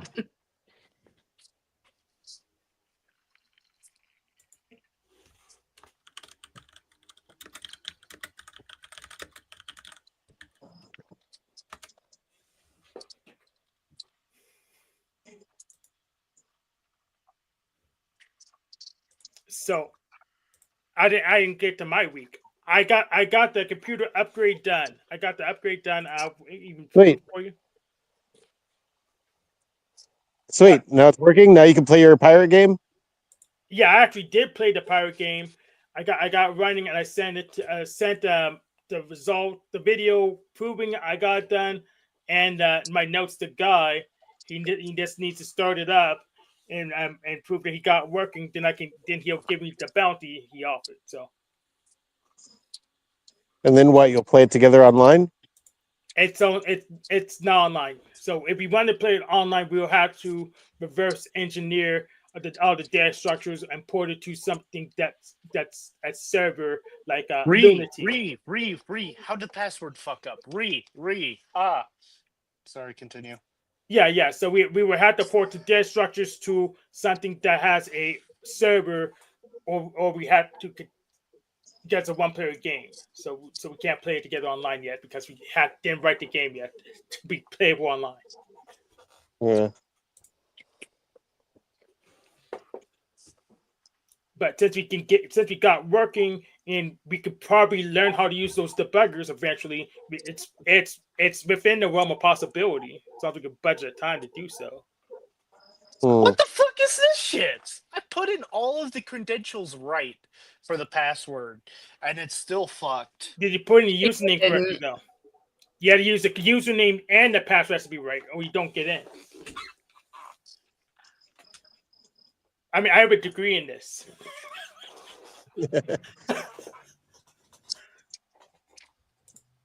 No, I got it. I got it down. I got it down perfectly. But apparently not perfectly because it's not letting me in. Well, yeah, don't do it too many times; it'll lock you out. And some of these things, like government things and healthcare things, the security is so insane that even if you create a password, they'll change it every 90 days, and you have to create a new one. So, Yeah, and if you attempt too many times, it may lock you out. Yeah, the password changing thing, that's stupid. It's better to have just a really good password that you can remember that you have saved rather than having a whole bunch of less good passwords. Longer is better. Never mind. I couldn't read and I'm blind and dyslexic. Okay, no. I missed information, of course. That is always the bane of my existence right there. Okay. Got him. It's getting hot in here.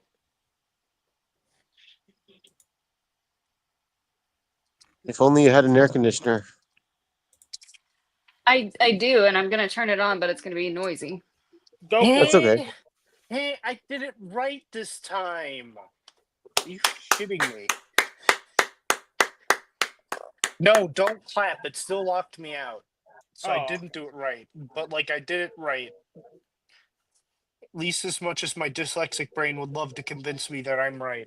Right-ish, I guess. I'm also, because I'm TI, that I'm just automatically obligated to be right.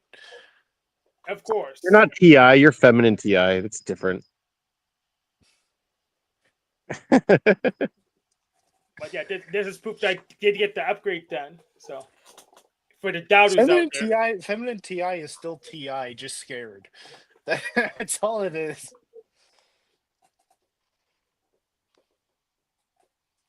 You see that I can set my mind on a goal and actually accomplish it. It's like I'll make a logical proof that's like formal and shit. But the second it's threatened, it disappears into the void. That's where I write it down. Or the proof just runs away from you. Yeah, and then I'm also like demon SI, so like I can't write shit down to save my life. So Yeah, like I'm kind of whatever label you put on it, I wouldn't put proof on it as a label. I'd put something else, but not proof. Fact. What if it's math, in which I am historically good at? Yeah, why is it math? Or like Math guessing. proof. Dude, you make up fucking proofs. You make up what's it called? References. That's not proof. Yeah, I make up references, not. And That's the not thing proof. is, I was actually thinking about it, and I'm like, sometimes my mind will just like remember a fact, have no idea where it comes from, but whenever it's referenced, it's like true. So it's like I just kind of have to say, well, I guess I made it the fuck up, or I generalized shit, or I just extrapolated. Yeah, I love that. I like keeping citations. It makes my life much easier.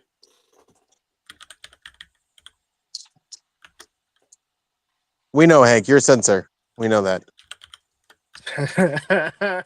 Yeah, by OPS, but your definition of censor doesn't even make any sense. So, all right. Dog.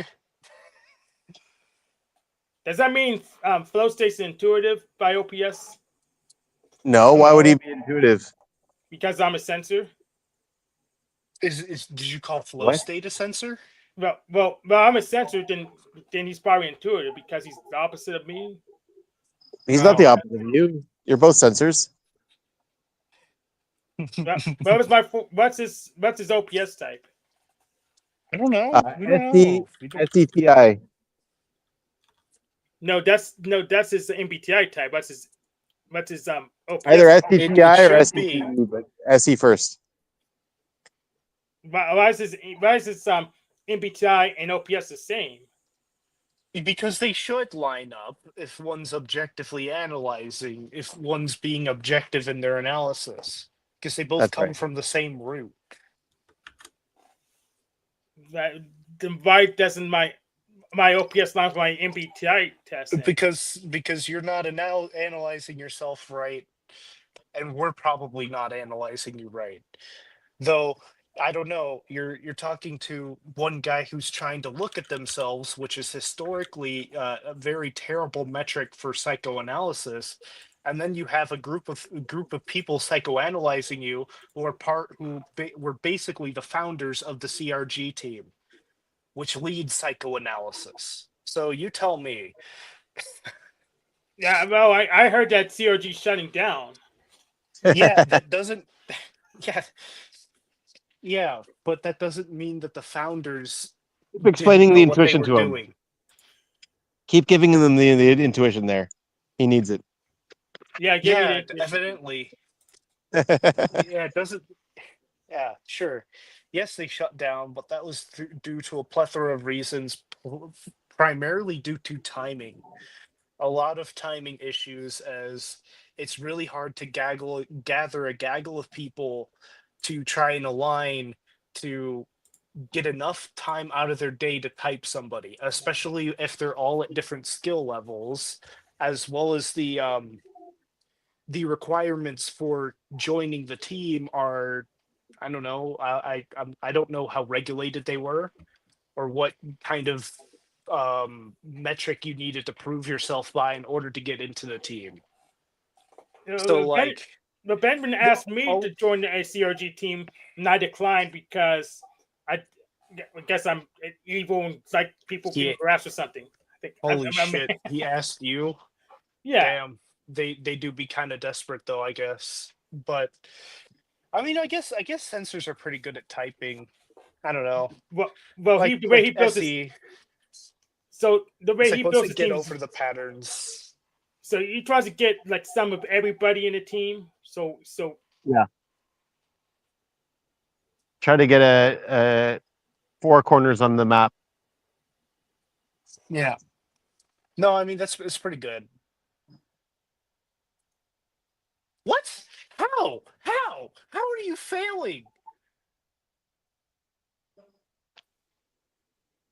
there we go.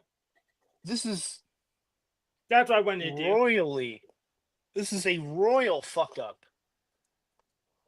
Oh, you As got a- Clifford. There Yeah, you as go. a sleeping right.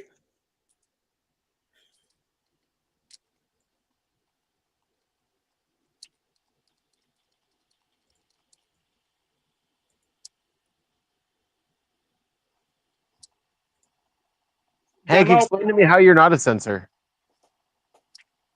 Yeah. Oh, that's not censored. Yeah.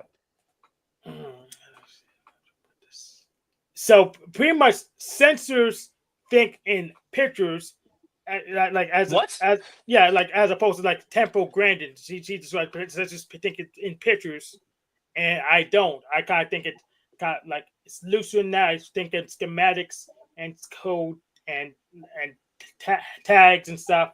I think in pictures. Yes, and I don't. So that's why I'm not a I'm sensor. not a sensor. Maybe you are.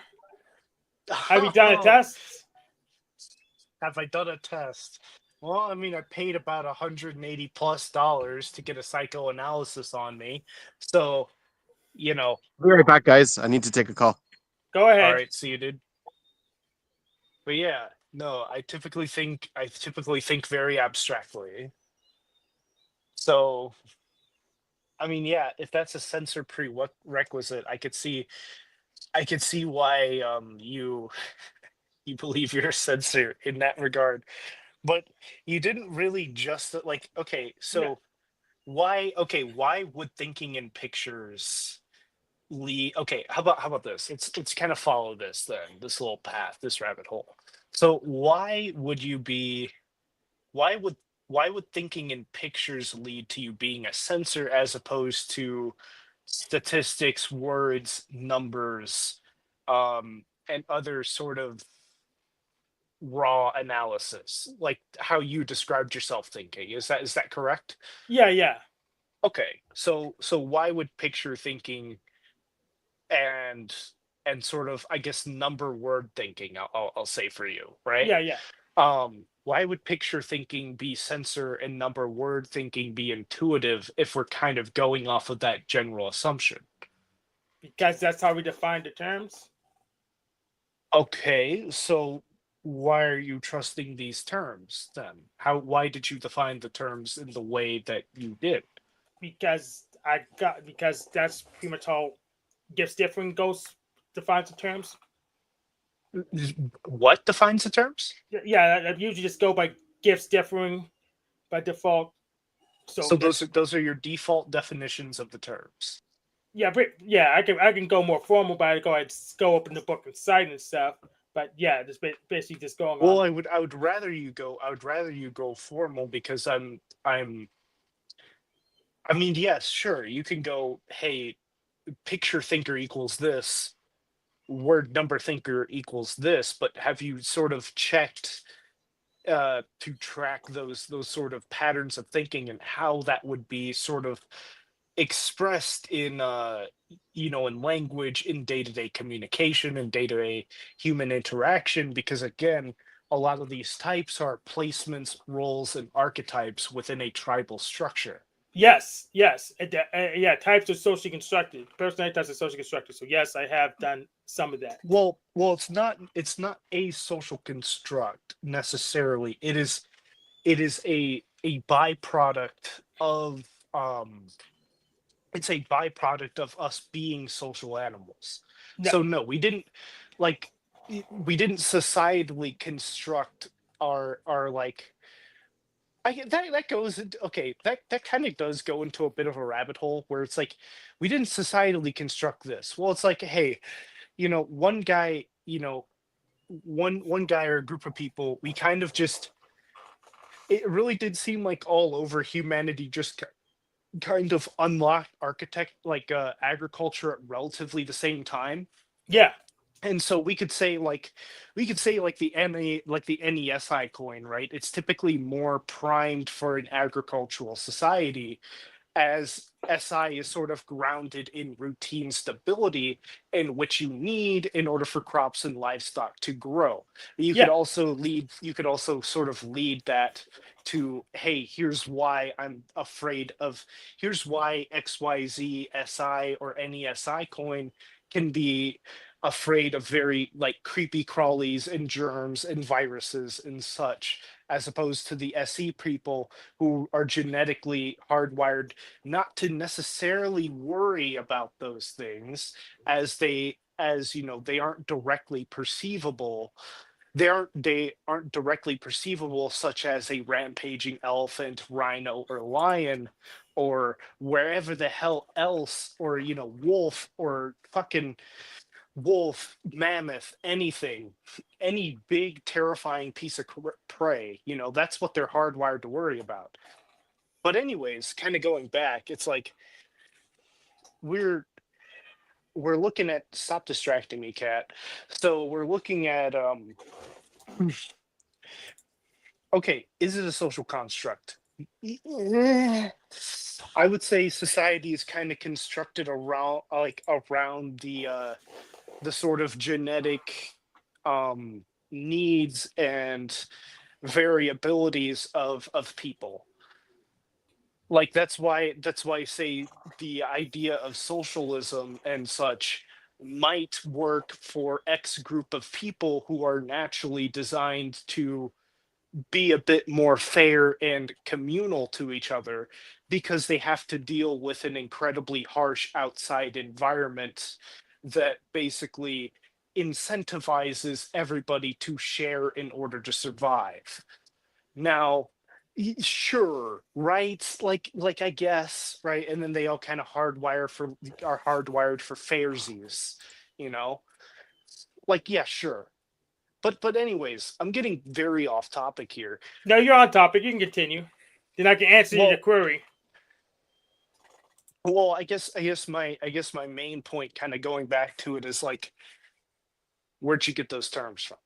Why did you define them in the way that you did? Yeah. So the term is gifts differing, and the reasons like social constructive is if you like have a person by themselves in the universe, they would have no MBTI type. It just wouldn't be valid. It wouldn't make any sense. It gives them an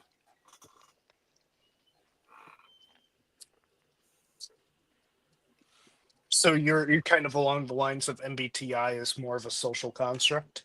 Can you prove otherwise? I mean, I can. Go ahead and try. I can. However, you have the floor. That's a lot to say. Okay. You have the floor. We have all day. Well, they do. Okay, so types do seem to manifest by naturally occurring genetic patterns. From a lot of different studies, there's noticed that certain types have clustered in certain groups of people, etc., etc., etc. We have noticed that, and we've also sort of seen that, like, there are certain family lineages that are all of relatively same and similar types, as well as there are certain, like, facial dimorphisms in, like, facial structures within groups of people, physical structures, physical attributes, genetic attributes, and etc., going kind of and clustering within certain groups and types of people. That's why voltology can kind of, and facial recognition patterns can sort of have a higher than what you might call it random accuracy whenever it comes, a far higher than random accuracy whenever it comes to categorizing people within certain MBTI and objective personality types, in which MBTI and objective personality are both based off of Carl Jung's psychological type analysis work. Jeez. Blasting sucks. Yeah, it really does. So here's the issue. You said it depends on genetics, but Clippy has an MBTI type according to personality database, but he doesn't have any genes. According to personality database, he's an ISTJ. He doesn't have any genes. So you can throw out the notion that's on genetics. Because people project personality types onto certain inanimate beings as part of being human. That's why people get attached to, like, AI and stuff, and that's why they're calling it human and etc. You know, exactly. they're just basically trying to categorize anything and everything in which, hey, yeah, sure, I guess Clippy might have, like, a semblance of the personality patterns that, like, the creators of Clippy had, or it's based off of sort of, hey, this person is this thing is trying to, like, help everybody and offer assistance based off of coherent logical structures. It's like, okay, sir, I guess ISTJ, but really this is human psychological types. Like, whenever you boil it down, these are all human based things. That's why typically whenever I look into a story, right, into, like, certain stories, and I try to track the behavioral mechanics of all of the people within said story or anime or etc., I see that they sort of mirror the behavior of whatever main type the narrator slash creator of the story is, and they sort of go based off of certain aspects of that. Now, of course, more complex stories, right? More like basically more complex stories with like real actors and that are able to edit and sort of modify their roles to fit themselves more, and etc., are sort of able to bolster, like they're able to sort of make it more robust and like, hey, there are more types within these characters here.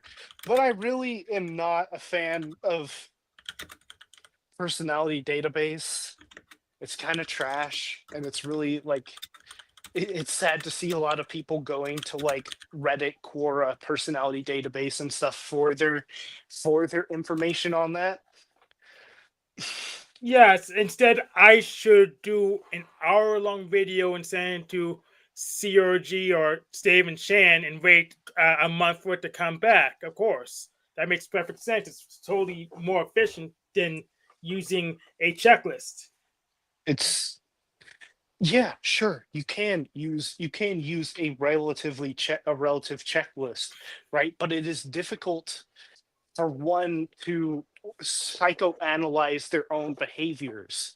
I mean, my gosh, dude, you've typed yourself an intuitive, but you've basically been arguing with facts and efficiency this entire damn time. Yes, Like, because I'm a TE first. TE is the primary type. INTJ, so of course I'll blast with facts. It makes sense in context. yeah, but then that also goes to like, hey, how do you define TE? It's like, hey, what you're doing is you're doing ST. It's like you're doing ST, in which you're using facts and logic, but there's no sort of, I don't see any like, you're not arguing with any like why or overarching pattern, or you're not talking conceptually, dude. You know, like intuition is categorical concept talk. You're That's also that's not what talking it's doing. conceptually, so you have no claim to that yourself. You're also not talking conceptually. In what regard am I not? You're not. You're trying to baffle me with bullshit. You're not talking conceptually. You're not talking It's factually. bullshit. Okay. Well, in my opinion. Okay. Because we always established that it's not genetics, because it's possible to give something that doesn't have genes an MBTI type. So we Yeah, established but it's I not already genetic. explained why that is, and sort of the human behavior mechanic that allows that. Yeah, and that proves that's socially constructed. No.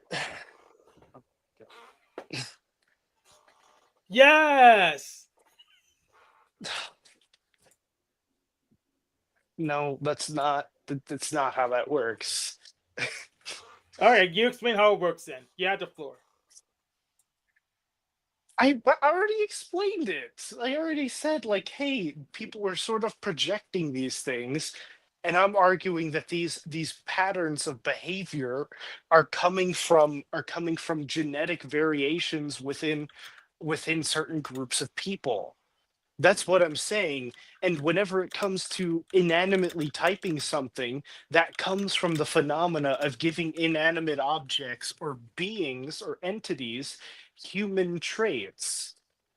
Yes, and it's only possible for us to do because it's socially constructed. We can't give Clippy genes, but we can give him an MBTI type. You're proving my point. Yeah, but that MBTI type is like is sort of a relative flaw. It's like, no, Clippy doesn't have an MBTI type. He doesn't. We're just it's a fallacy. It's a fallacy given to people who have fallen for that sort of psychological trap. Okay, so you say MBTI types are only valid if there's genes. That's your counter argument. If they're if there are people with genetics and genes, it's human, because the core pattern here is human based.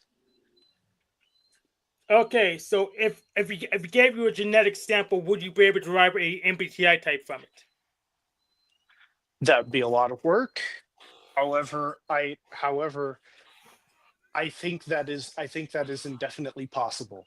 That I could do that. As a matter of fact, that is some work that I would be very, very interested in pursuing in academia. Yeah, so here's the thing. It has never, ever been done before. If we don't, we could go to Google Scholar and look. It hasn't been done before because that's not how it works. In fact, let's go over to Google Scholar. Let's show the receipts. Right. And we can go to Sci-Hub 2 to double check. Oh my god. No, we're gonna do the receipts thing. Oh, So- okay. Right. Yeah. Okay. More facts and data. Okay. Okay. So genetic environment All the influences while, my fucking Myers-Briggs type indicator. I'm So still those locked out of my constructed- damn account. A blood type distribution. This isn't. I think this is a blood type 2. What is this? Yeah, I'll take the cookies. Whatever. What is this about? Okay, so this is a map from blood type to Myers-Briggs.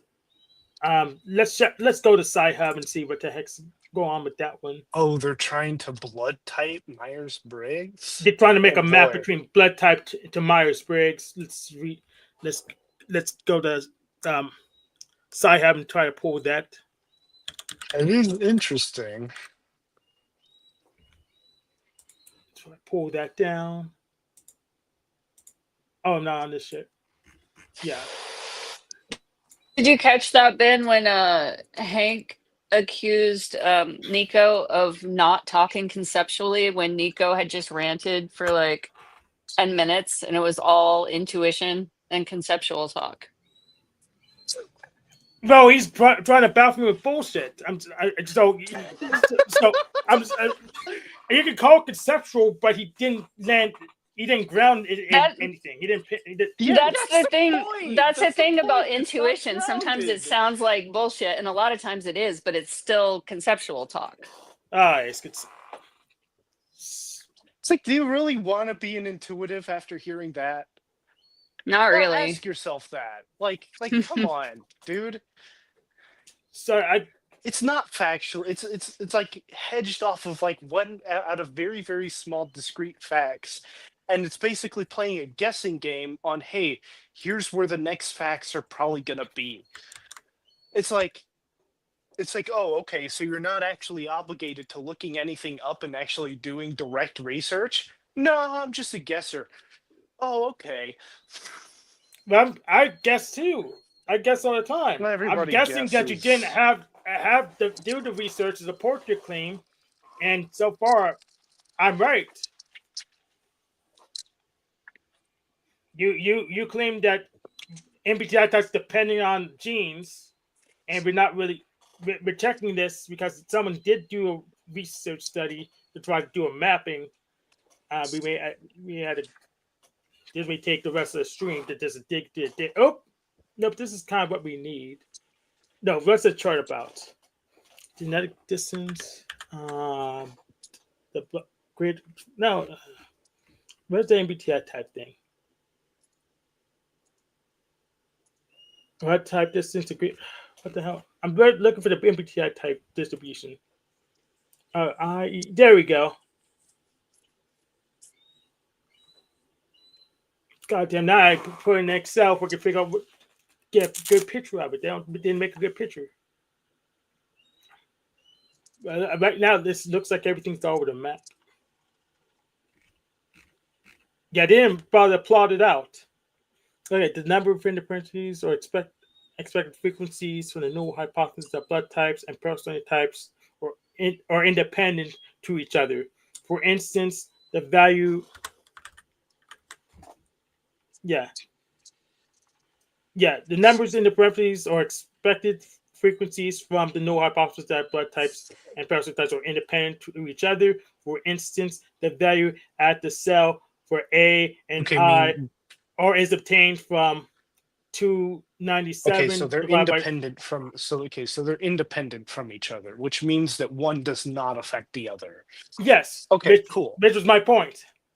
Okay, well, We look you for the analyze science. blood type. Okay, So you blood used type. one We gotta discrete look. piece of evidence So we gotta look for more in stuff. blood type, Yeah. So blood types in are which related. we're not even sure of what genetic sequencing leads to a personality type in the first place. That's my That's point. what I'm saying. Yeah, that's And what, that's also what what I'm saying. looking at. Yeah, That's- okay, so we can agree at that, but I'm coming at it from the angle of, hey, this can be discovered and this can be figured out. Well, it's possible. It's possible that could be discovered. I'm just saying that you won't find it because that's not how the thing was made. I'm slamming down on it. I think we can find it. Well, we can check to see who other research to see who else looked for it. Let's go back. Let's see who else looked for it. But also, a lot of personality typing is relatively in its infancy. Yeah, sure, Carl Jung like came up with it a while back, but like this sort of MBTI, sort of Myers-Briggs stuff, as well as objective personality, and sort of these other groups are still in their infancy. MBTI is older than always on the panel. Yes, I know, but that's still young in the grand scheme of things. I don't care. Let's see if anyone did any more research on genetics to MBTI. If we can make a function to that.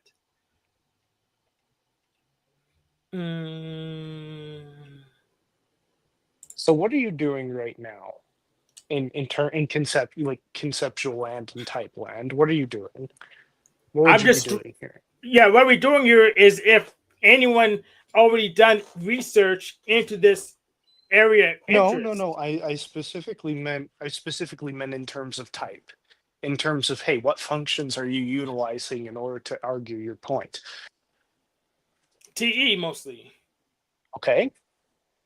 And what are you backing that up with?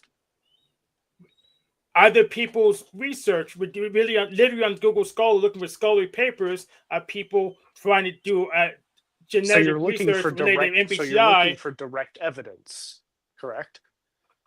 But this is indirect evidence. This is other people's paper. So no, without direct evidence, indirect evidence. Well, the closest to direct evidence that you can possibly attain at this given moment. I'm not sure about that, but this is indirect evidence. I'm just saying, if you're talking about this research subject, of course we'll go read research papers. Okay. Do you disagree? I don't disagree with that. I'm like, I don't. Yeah, sure. Look up the papers. Like I'm not going against that. What I'm trying to point out is like, hey, what cognitive functions are you utilizing here? You said you're utilizing TE. Okay, cool. But what are you utilizing to sort of back up that TE? You're utilizing other people's work, yes, but it's in the form of what? Data. Yeah, it's a form of data. So that would be, so conceptually speaking, that would be ST. No. Because I'm only looking for data because I have the hunch that you're looking for data. Yeah, but I had the bet that you didn't do the research. You can't support MBTI from genes. You can't support the relationship. So I'm rolling the dice on this one, just going straight to research because since I know how MBTI works, I know it doesn't work on genes. I'm just guessing that, well, there's probably no studies that made it through that proves it because this just not how MBTI works. It's not dependent on genes. It's dependent on a survey. Okay. But you speculate that it is depending on genes, but just no evidence for it. Well, not at the moment. Exactly. So you could say, well, we could get evidence later, but that based on how it works right now. There's not direct genetic human genome sequencing. However, we do see hair patterns, facial patterns, and these sort of big patterns and these behaviors and etc. that aren't necessarily defined very much by upbringing. We do see that in people, and we can analyze that, and we can type people based off of that. So it's like, hey, well, if they aren't coming from upbringing or societal constructs, because upbringing to a degree is a societal construct, right? You sort of need a society and or culture and or group to sort of rear you as a child. Then what factor does that leave as part of your personality? Oh, right, genetics. You kind of just contradict can yourself. Be reared in the same how? Because how you're reared is not genetics. Genetics is what say that it wasn't genetics. Yeah, but genetics is the what gets compiled into your body. That how your body. And your mind is also an organ. No, your mind's a process that the brain runs. It is a process. Yeah, and what is the brain? It's an organ. Yeah, that's determined by genetics. Yes. Yes. But do you know that mind and brain's not the same thing? Mind is sort of here's the thing. You can either infer that it's top down by the soul, right? Or that the soul writes the code, or that the mind is sort of a result of your brain's processes.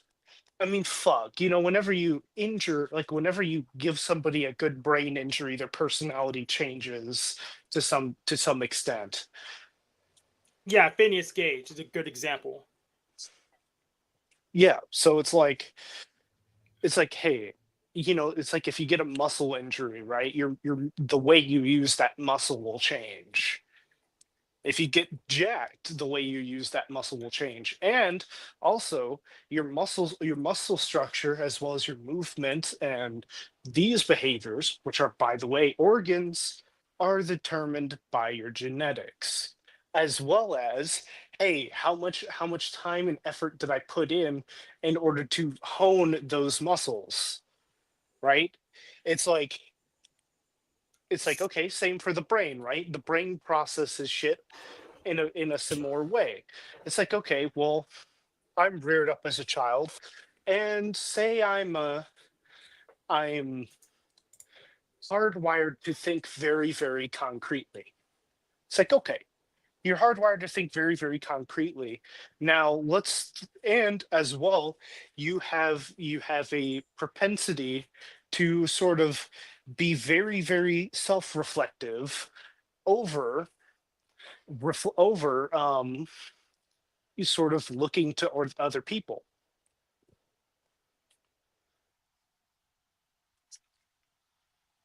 It's like, say you have that sort of that propensity. Now that you have kind of all of these propensities which are, by the way, determined by genetics, your upbringing can sort of shape how that propensity expresses itself.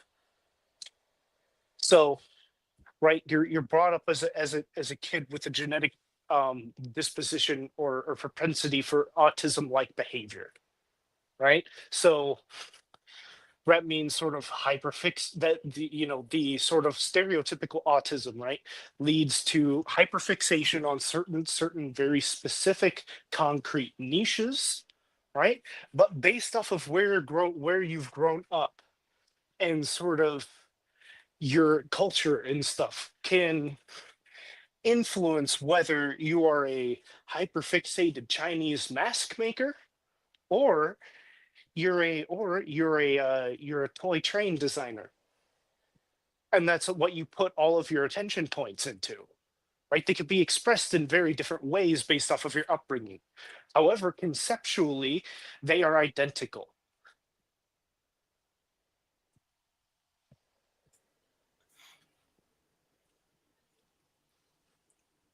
That's what I mean in terms of personality being genetic.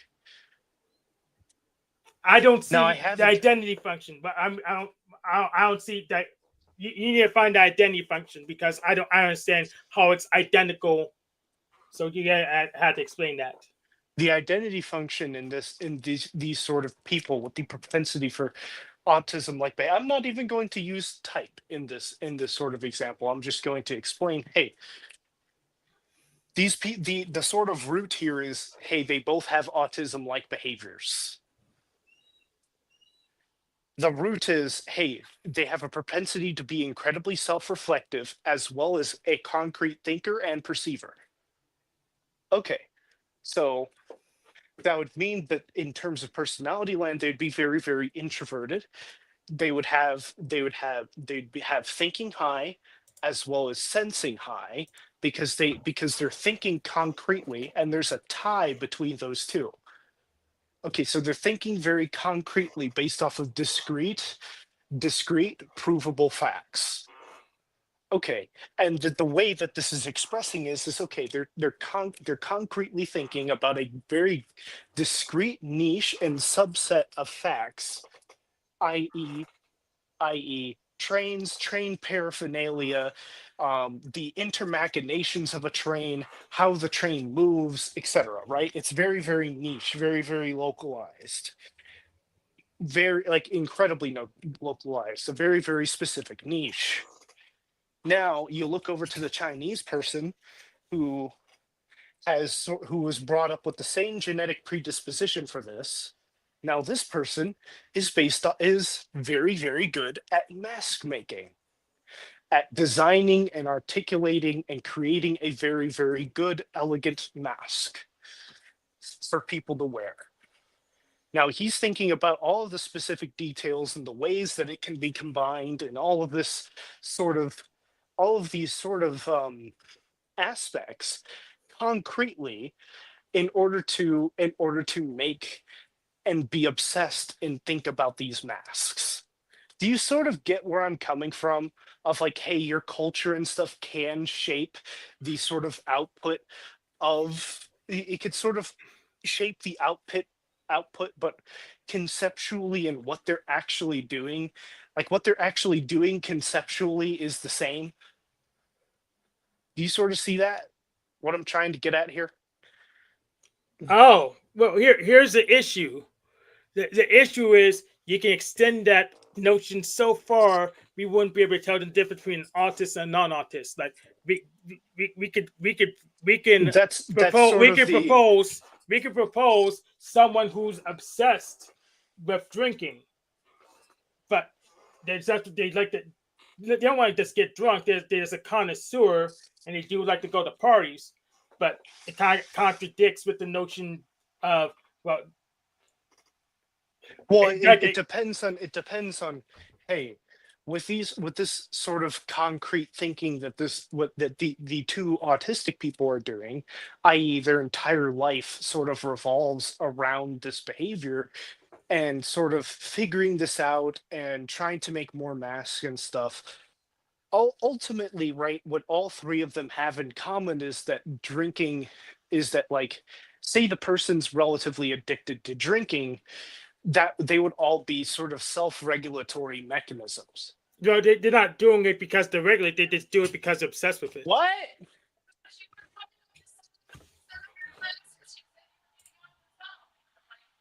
I was trying to get off the phone, but I was trying to set up classes down here in order to. I was like, okay, maybe I could do it myself, but it seems like the password's not really working out for me, and I've been trying to set that up.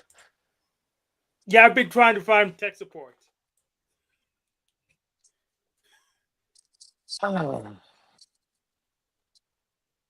See, I covered for you. Appreciated. However, she couldn't hear you. That's good. Okay. Let's see. No. So there's no way you could tell the difference between an addiction and an obsession. It's just a label. You can't really tell the difference between someone's addicted to the train or obsessed with the train. It's just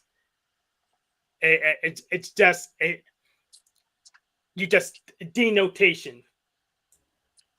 Oh well, I mean, I guess finally we can sort of look up the definition between addiction and obsession. Yes. Okay, that's fine. I'll do it. Addiction versus obsession.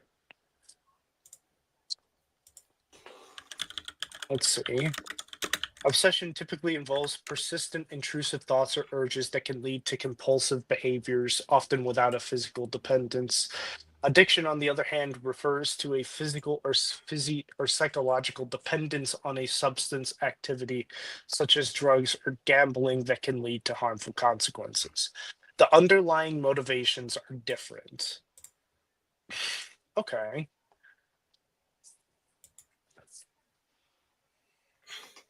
So basically one is an addiction is I need trains to function, and then the other one is I can't really stop thinking about trains. It's interesting in the sense of these two are very, very different. However, I think the sort of co-pilot answer does it relatively well. I mean, I can go and sort of, but I can't be doing this right now. I need to be figuring out how to get into my class. I shouldn't even done that argument because I still need to get into my damn class. All right, And just say sign up Uncle for fucking shit. take the victory. Say Uncle fucking take the W, please. What is this, a forfeit due to like extra constraints? Either that or we could continue it next week. That's fine with me. Hopefully you have time to do some research. We could continue it. Would you like a continuation? Well, the question, I mean, I guess the question would be also, did you understand all of what I was talking about, or did you just kind of go, okay, bullshit, he's not using any direct evidence? No, I understand where you're going, but the thing is, you're making the claim that there is a relationship between genetics and MBTI type, and the research hasn't been done. It's literally you're just pulling out your ass at this point because it's nothing, no scholarly articles saying that there is, and one saying that there isn't. Well, intuition is light years ahead, so it'll. I think in the coming while there will be proof. You think there'll be proof?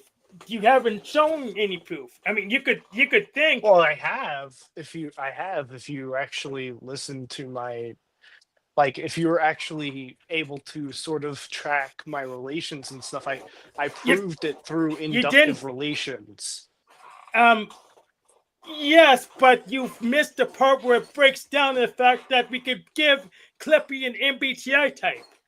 You missed it. And I already explained why that behavior is a relative fallacy in terms of what MBTI type and objective personality type and Carl Jung typology is. But Carl Jung didn't do anything with genetics, so you have an actual fallacy, a hard fallacy. What he did is he studied the psychological behavior of people, and we figured out since that a lot of psychological behaviors come from genetics. So yes, it is that is basically enough of a connection that I can say that it's true. There's not enough connection to say it's true because we have actual research that says it isn't true. And what kind of research is that? We just looked at it. The blood types? Yes, we just looked at some.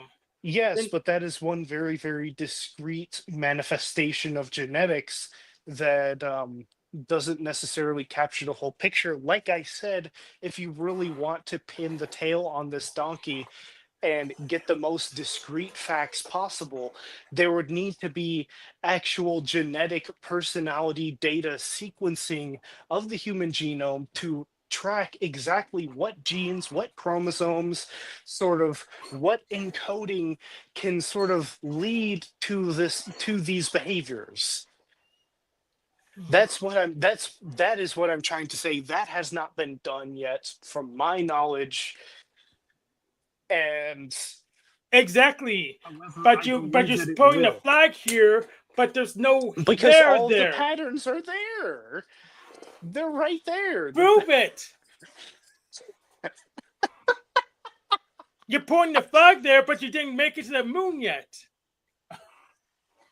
Yeah, and I'm pointing to the sort of idea that I can make it to the moon eventually, and that it is possible, and that in fact it's probable. And when I say it's probable, I mean yes.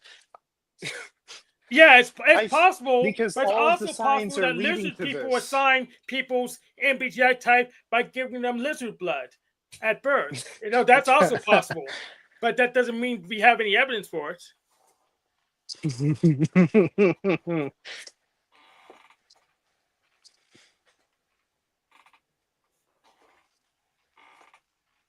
Basically, what I'm saying is that there's enough connections there in order to say, yeah, this is. I believe it. Yeah, you can believe it, but you can show me the connections. I did. I spoke of the connections. I've been speaking of the connections for the past 30 minutes. Yes, but you're doing about as good as Snafu Snaps at tying things down together.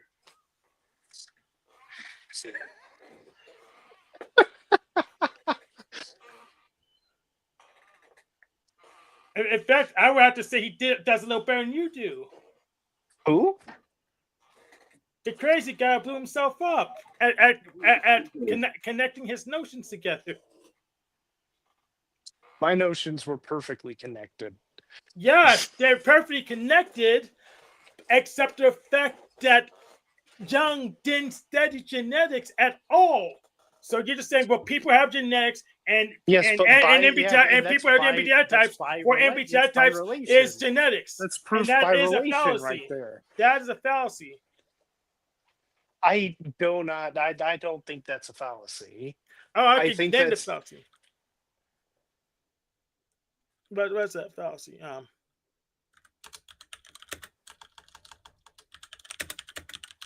it's sort of a and I'm not saying that people have genetics. I'm saying that personality is manifested by genetics. Not that people, young type people have genetics, therefore E. No, what I'm saying is that we've determined that personality is largely genetic. Oh, it was a non sequitur. It was a non sequitur fallacy. And if you structure, it could be a base rate. Non-secular fallacy. Non sequitur. Yeah, where the conclusion not logically fall from the premise.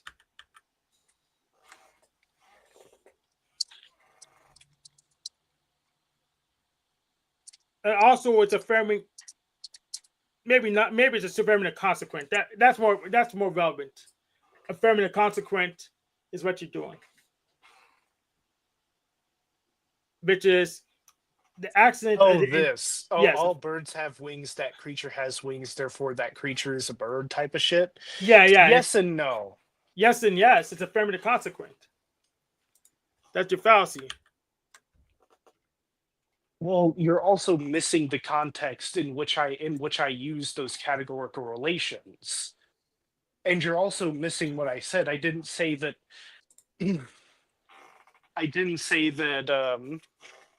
I sort of used a bit more than that to make those connections. No, I didn't go. You add some fluff, yes. But if you reduce your argument It's down not to its logic, fluff. Those you are just natural. Those are points yes, in they're this points. constellation here.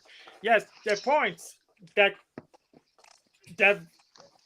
we could try to extract from affirmative consequence, which is if we boiled it down, that's what you were doing. People have genes. People have MBTI types. Therefore, people's genes affect MBTI type.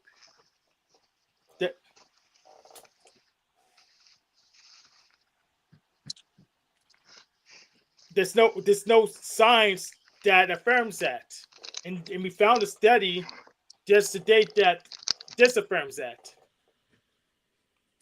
The study of blood types. Yes. Right. Unless you say blood types aren't affected by genetics. No, that's not what I'm saying. Is that I'm saying that genetics are very, very complex and they code for a lot of things.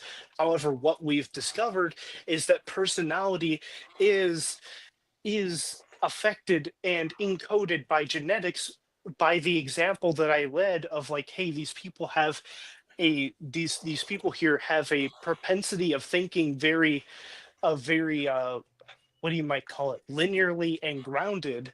And I made that whole comparison. Yes, and It's I showed you two counterexamples. One, that the blood type wasn't related to the MBTI type in that study, and that Clippy, who doesn't have genes or blood, has an MBTI type according to personality database. But you said that was a fallacy. Giving Clippy an MBTI type is a fallacy, but you didn't name the fallacy yet. And I explained why it's sort of a fallacy to give somebody to give that inanimate object a personality type. I'm like, hey, that's a human behavior. People were attributing these human behaviors to these sort of inanimate entities here. You're saying it's a category error. Can you give me a citation that's mandates that only humans, only entities with genetics can have MBTI types? Give me a citation. I would just start calling you the R word incessantly if my mom wasn't upstairs. God, dude. A rigor? That's wild. Love you. That's hilarious. Love you, man. But holy fuck, dude. Yes, I rigged this thing. I am a rigger.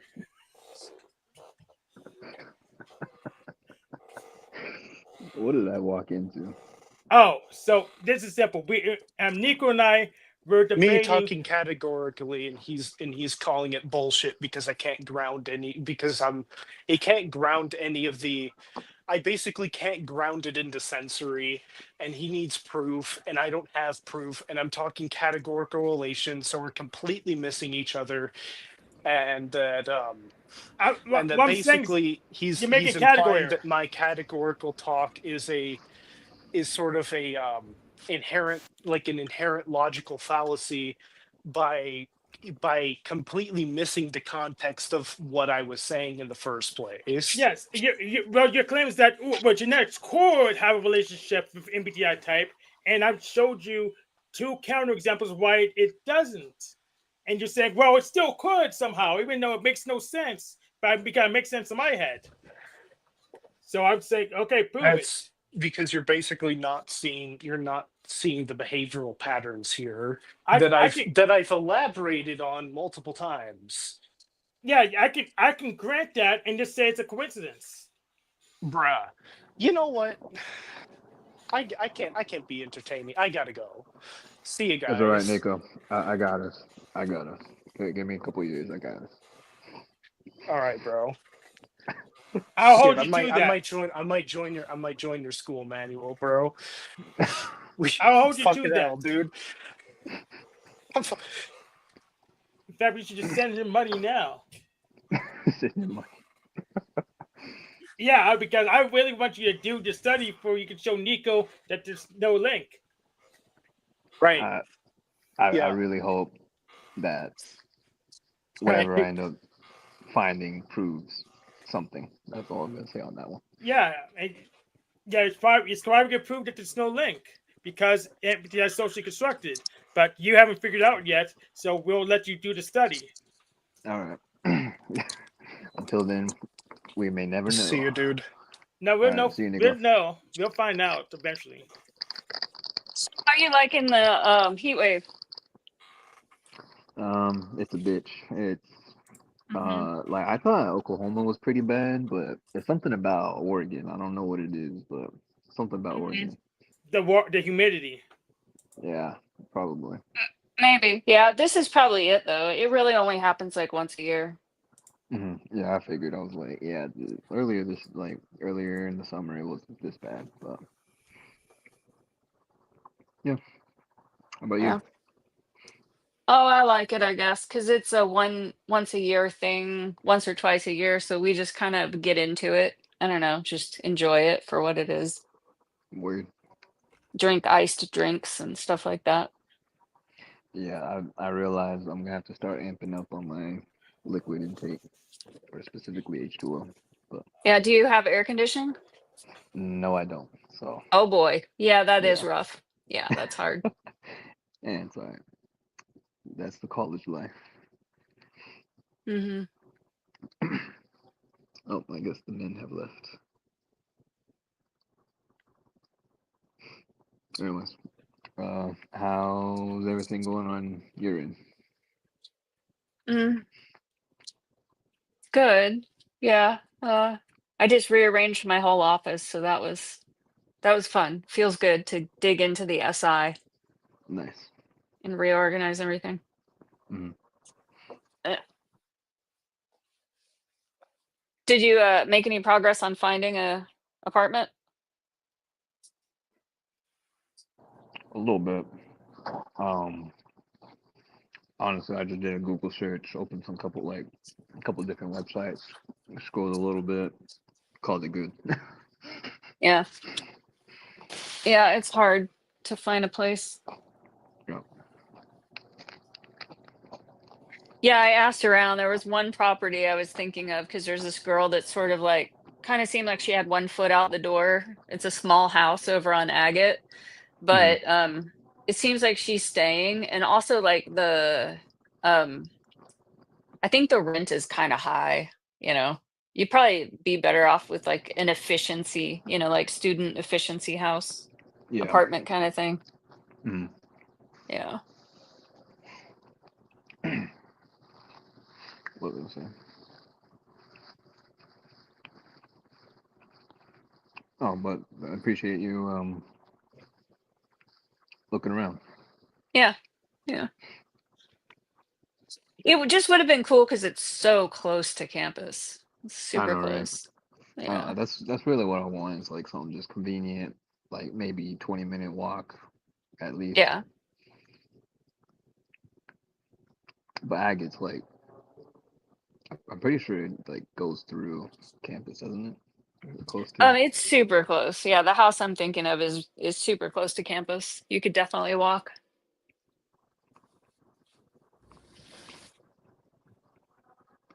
Oh yeah. Yeah, it's kind of like it's basically my neighborhood where I live in. I just live closer to like, where Hilliard and 30th, where the Albertsons is. I live really Yeah, close yeah. to there. Yeah. Like I can walk to Albertsons super easily. Word. I actually slept in that parking lot one night. Oh yeah, when Yeah. you first moved here or something? Yeah. Uh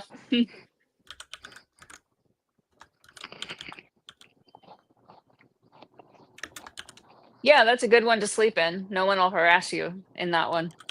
Yep.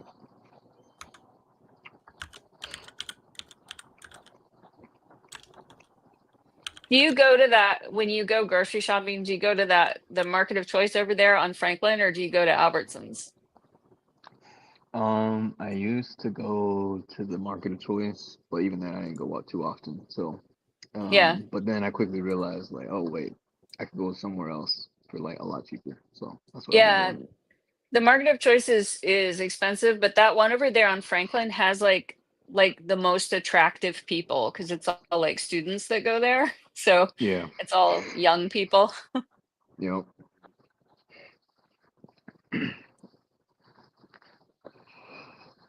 What was I say? Maybe you should put a ad over there, like Put an one of ad those for. for massage services over there. Well, like they don't have bulletin boards anymore, really. You know, like Oh, how bulletin boards used to be so popular and that was a thing. You just like pin some cards on a bulletin board, but everything's digital now. So you don't see a lot of those. it's still Mm. popular around here. Bulletin Mm, boards, yard signs, telephone pole signs. It's still popular around here. mm. I don't know how effective they are because I haven't got into it myself, but I'm probably going to have to if I'm actually going to sell some backup services. But people still do it. So Yeah, it never really was very effective for me. I mean, I used to do it back in the day, but it's just, you know, those bulletin boards had so many flyers on them that people just kind of tune it out. They don't even look at them. well, I don't, your turnover rate doesn't have to be all that high. 1 in 1,000 may be enough to get the same people because of how frequently people go in and out of places. Hmm.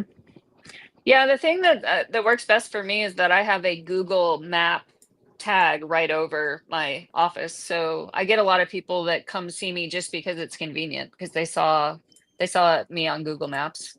Yeah, I Mm. know. When I look for a massage place, I just put in massage and go to Google Maps, so that makes perfect sense. Yeah.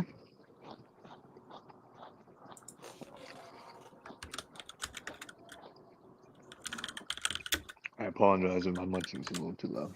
I don't care. Okay. Your munching's far less offensive than Nico's lack of evidence to support his notion. It's just, oh well, people have genetics and people have MBTI types. Therefore, genetics affect people's MBTI types, and it doesn't follow. Well, I was gonna ask you, what led you to your conclusion? Oh, so my conclusion is that pretty much, but archetypes and freaking MBTI pretty much goes based on um, social patterns. So you have to have multiple people for it to even make sense. If we can have archetypes and have types at all, so it's like it's stamp collecting. So MBTI is just a version of stamp collecting, categorizing. So you have to have like more than one thing to have categories. So so that's how you build up to a social construct. And the fact that we could use surveys to figure out what the thing is part of why how I know it's socially constructed. Okay, I see.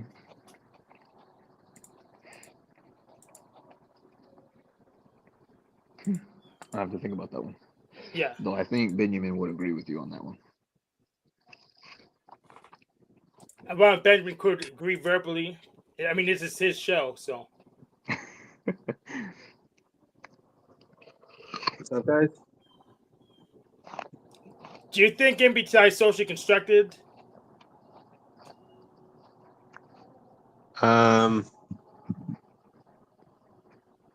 I think it's cognitive. Is binary cognitive mechanics socially Yeah. constructed? Yeah, I think it's cognitive. So I think social things will access it, or it will, interact with social things. But no, it's built. It's your cognition. It's fundamental. I see. Yeah. Because I rewatched the cognitive binary cognitive mechanics, BCM. Okay. Yeah. What'd you think? BM.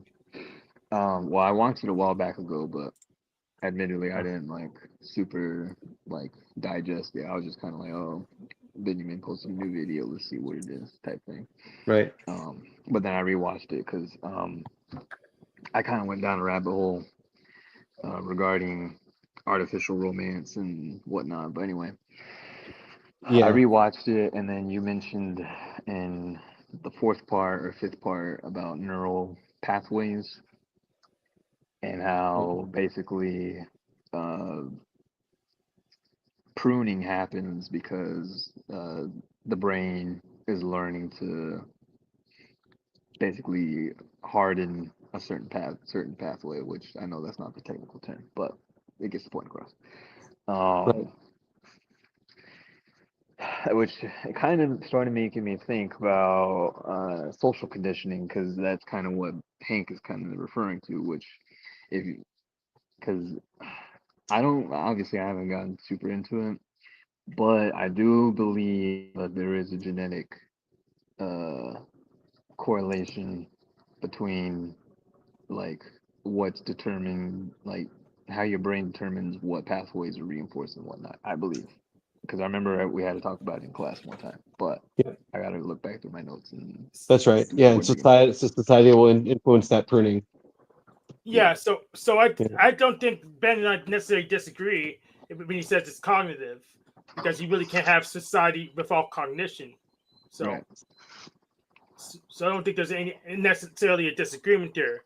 But I would say there's distribution wise, I don't think there is a relationship between the genes and the type. That's what I'm saying. The pigeonhole doesn't line up. It just gonna look random. That's my claim.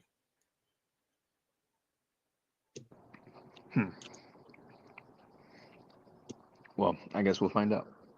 Yeah, I will find out. But someone did. So I'll make sure you get this link. But we already looked up a scholarly article showing someone tried to do a test to see if blood types line up with MBTI types, and there's no correlation. So you'll probably be interested in that. Okay. So I'll put in the private chat. I know you can get that.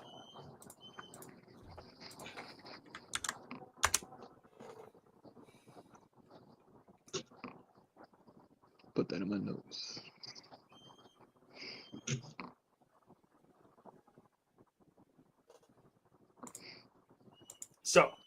So it doesn't mean there's no other thing that's genetic based that won't line up with it. But my claim that there won't be. That's my claim. Mm. And it's how we could tell is that there won't be a trend line between something genetic like and the type itself. It just look random. It would be a scatter plot. Well, this is me just throwing out some SE, but there's a study going around about how essentially, I don't remember exactly what they did, feminine sensory, but there was a study that was done, and essentially they like hooked up people to like these breathing apparatuses or whatever that could like record their breathing patterns. And what they found was that essentially individuals have individual breathing patterns. And they actually tested like how accurate this is, and they had like a certain amount. It was more than 10. I'll say that much. More than 10 participants, and they wanted to see. Okay, well, let's hook them up for like a couple hours. After that, we'll see who matches up with the previous data that we've already collected. And essentially, it was higher than 60% like accuracy on like predicting who was who based on the data they had. I don't know if anything I said just made sense, but Oh, it makes perfect sense. You can line up people with their own breathing pattern, so that doesn't sound strange at all. That makes sense. Yeah. So what I'm wondering now is, assuming that there is a genetic link between MBTI, binary quantum mechanics, or ops, which is my version of everything you guys are saying. Then I would also assume that people of certain types also have the same breathing pattern on a bigger scale. That would be my assumption. Yeah. So you built in the assumption that there is a relationship between MBTI type, the type, and genetics. So yeah, if there was, if there was, I would agree. But I'm assuming that assumption will come out to be false. We'll have data that contradicts that. Right. But if it was, there probably would be. Mm.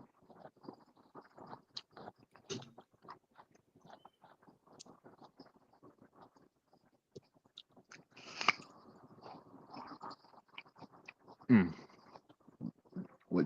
That's your opinion, man? Word. What was I gonna say? I don't know. I've got a bunch of things that have been brewing in my NI, but I'm not sure how willing Binyamin is willing to engage with that. I'll go for it. Yeah. So I watched your video on beliefs, or like Okay. how different cultures have separate beliefs, and essentially the solution is to have one unifying belief or accept that we all have different beliefs, right? Yeah, I I don't don't think remember that's which the video it solution. was. Yeah, it's not a solution. Okay, why? Yeah. We don't all need to have the same beliefs. Okay, Yeah. In yeah, I fact, it's agree. probably even good that we have different beliefs because then we can test them against each other. But history would say that differing beliefs always lead to conflict, and that conflict ending in devastation. Yeah. So I think there's two kinds of beliefs I think that we can talk about. Like there's these major beliefs like the earth is round, Mm. right? There's these things that are just true. And then Yeah. there's like I don't know, the way you look at the truth, like the perspective you take. You know what I'm saying? Yeah. Hmm. And then that's also a kind of belief, the way you look at it. Right. So like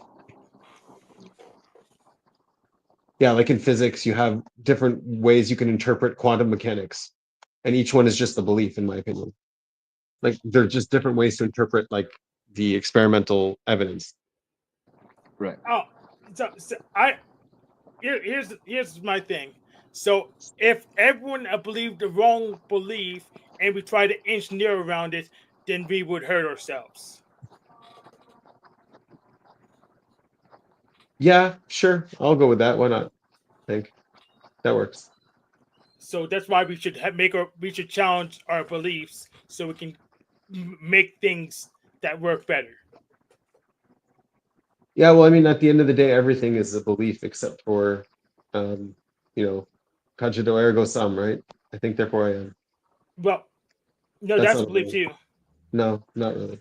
That's the only thing that, like, that's the one thing he got down to is like I'm thinking. Like that's not even a belief. That's just there has to be someone to think, someone to perceive. There has to be something here. Like that's not a belief. That's before any belief. Beyond that, everything is a belief. No, we could be in a matrix. We could be fake people. But it doesn't matter. You're still in the matrix. You're still there. You are is the first belief you have to have. It's not even a belief. That's the first. That's the only thing that's not a belief. You Yeah, are. you got me. Because Yeah. even if I was a fake person virtualized in a matrix, I would still be a thing. Right. Exactly. So, Exactly. okay. Yeah, Yeah. I'd I'm still sure you be have to any build that up could in there. self-reflect and know that I'm here. So Yeah. Everything else is a belief, but a lot of it lines up very close to reality where you're like, yeah, this is true. Like quantum mechanics, we say is true, but the interpretations are all different beliefs on that truth.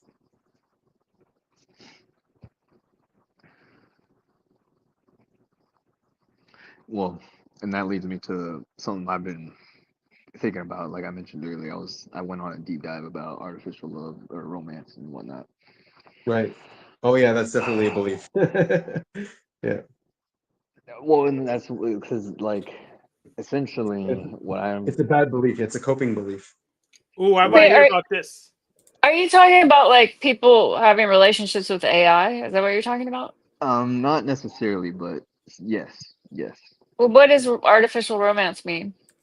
Um, well, from what I understand, it's basically yeah, just having a romance with the AI essentially. But there's also, in the video I was watching, they mentioned like it's called tulpas. Yeah, yeah, Topomancy. I have a couple of those. Okay, see, like that, like Yeah, that. What is It's like someone you make up in your mind, basically. Yeah, And like imaginary it's a friends. yeah, it's basically an imaginary friend, but they have their own mind. That's the whole Allegedly. point of it. They allegedly have their Allegedly. own minds. Yeah, allegedly, but in essence, Uh, that's Yeah, the point. it's kind of schizophrenic. Yeah. uh-huh. Schizophrenic is really, really specifically defined, but it is. But so I can't agree. I mean, that I would say that's a type of schizophrenia for sure. Like you're making up something that's real in your mind. Well, that's Like I also like in a way every romance is an imaginary romance because it's like you have your experience from your Yeah. perspective and the other person has their experience and you know anybody and both of the people can be delusional. Yeah, I was So gonna bring that up too. Yeah. well, that's how yeah. that's how I know I'm not a censor. Okay, Hank. I mean, I have copas. But Benjamin says no, that's stupid, and I think it's useful. So Well, and that leads me to what I was going to say was what in the video they like did a bunch of research, and what they found was that a lot of the research was actually like very positive towards like tulpas and Yeah. what was it, like relationships with like Short term. It's fake all gonna be short term girlfriends. positive. It's gonna be short term positive for sure. All of it. You think? Well, from the sounds of it, it seems like it could be a long term thing, depending on It can't be your long term proven yet because there is no long term yet. yes, there is. All right. Who's Because the long because term because specimen? the concept was made by Tibetan monks. Really, like, how long ago was it? I think All it's a right. couple centuries ago. Let me double check. Okay, well the Tibetan monk version is okay then. The Tibetan. But I don't know what's the name of these AIs these days. I just call them chatbots. Chatbots. What do you call it? Anime pick 3. I don't know. Anime girl 3 or something. Grok. That has You not mean? had a long term study. But yes, the Buddhist monks have had the long term studies. But anyways, the point I'm trying to get at is that this is essentially a belief. Like this.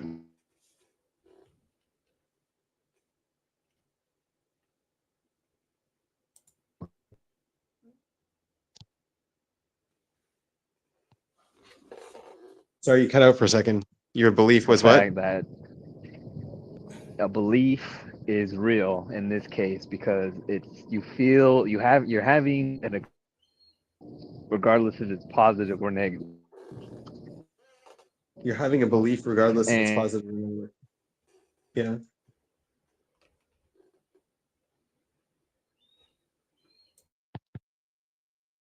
so I guess what I'm You trying to cut out again. process is what was that? You cut out again for me. I don't know if everyone else heard you. Yeah, we couldn't hear you. You just when you started to say something important, then you were cutting out. Oh, okay. Well, it's probably because I'm walking outside. But am I still cutting out? No, you're good. Oh, okay. What I'm processing is if the experience is an experience, regardless if it's real or false, or true or false, it still feels real because that you're having an That's right. emotional Yeah. experience. So then, Yeah, from that sense, the experience is reality. It's your reality. But Yeah, it's not. subjective. So, Not. but if It's a subjective reality. Exactly. right, so, Right. and I've been thinking about like mirrors because that's for whatever reason, ChatGPT likes using that analogy, and also in this video talking about for romance, analogy they used was mirrors, and so, yeah, I just thought it was very Here's what? interesting. Like, if it's all just a reflection of you, then technically we could say that's the same with quote unquote reality. And I would say history reflection shows of how you interpret it. Yeah, it's a reflection of how you interpret it. But then you also have things like Right. more objective, like intersubjective experiences, right? You Yeah. could share your experience. You could be like, okay, this is the commonality in all of our experience. Right? You got that intersubjective, Right. so you make that more objective, and you have this idea that there is this objective experience. Yeah. But did you know that you can project your subjective experiences into the intersubjective by drawing? So like I can stay with the views. Yeah, well, of course, yeah, drawing. Well, we know that we all pretty much see the same in our subjective experiences. Yeah, We pretty pretty close. much hear the same. Some of us are a little better than others. Yeah, on Right. average, what we see and hear is Right. the same. We're never going to be in the exact same spot and hear the exact same thing unless it's like a museum and you have to push a button. And even then, we don't know if the eyes work a little differently or not. So Yeah, they do. Yeah. So, like, we've got these kind of intersubjective ability to examine our subjective experiences and relate them to each other and be like, okay, this is common for everybody. yeah, and allegedly there's some objective out there. I never seen it. I don't know where it is. Well, yeah, but that's like a delusion too, because it's still, regardless, our cognition is making up that experience. Like, there's no such thing as red. Cognition makes up a color for you to interpret red. Exactly. I mean, I think I was taking on atheists on Breakfast Tacos panel again. They couldn't understand that we don't have access to the objective. We had to use our senses to see stuff. So we don't have access to objective. We only have access to the subjective. Then the intersubjective is the stuff we agree on that we both see. So Yeah. they just we all couldn't see understand red. it. But it's still a subjective. Exactly. There's no objective red. Not that I know of. It's possible, but I never seen it. No, it's an experience. It's a part of our cognitive experience. It's automatically subjective. It's created by cognition. Yeah, every red I've seen was created by cognition. Yeah. But It's stimulated by reality, but it's created by cognition. Yeah, they can propose an objective red, but I don't know how I will be able to look at it without using my senses. So You with us here, Angel? Manuel is not disconnected again. Oh, all right. I thought we were talking with him. Yeah, we were, but he disconnected again. So we had to wait for him to come back.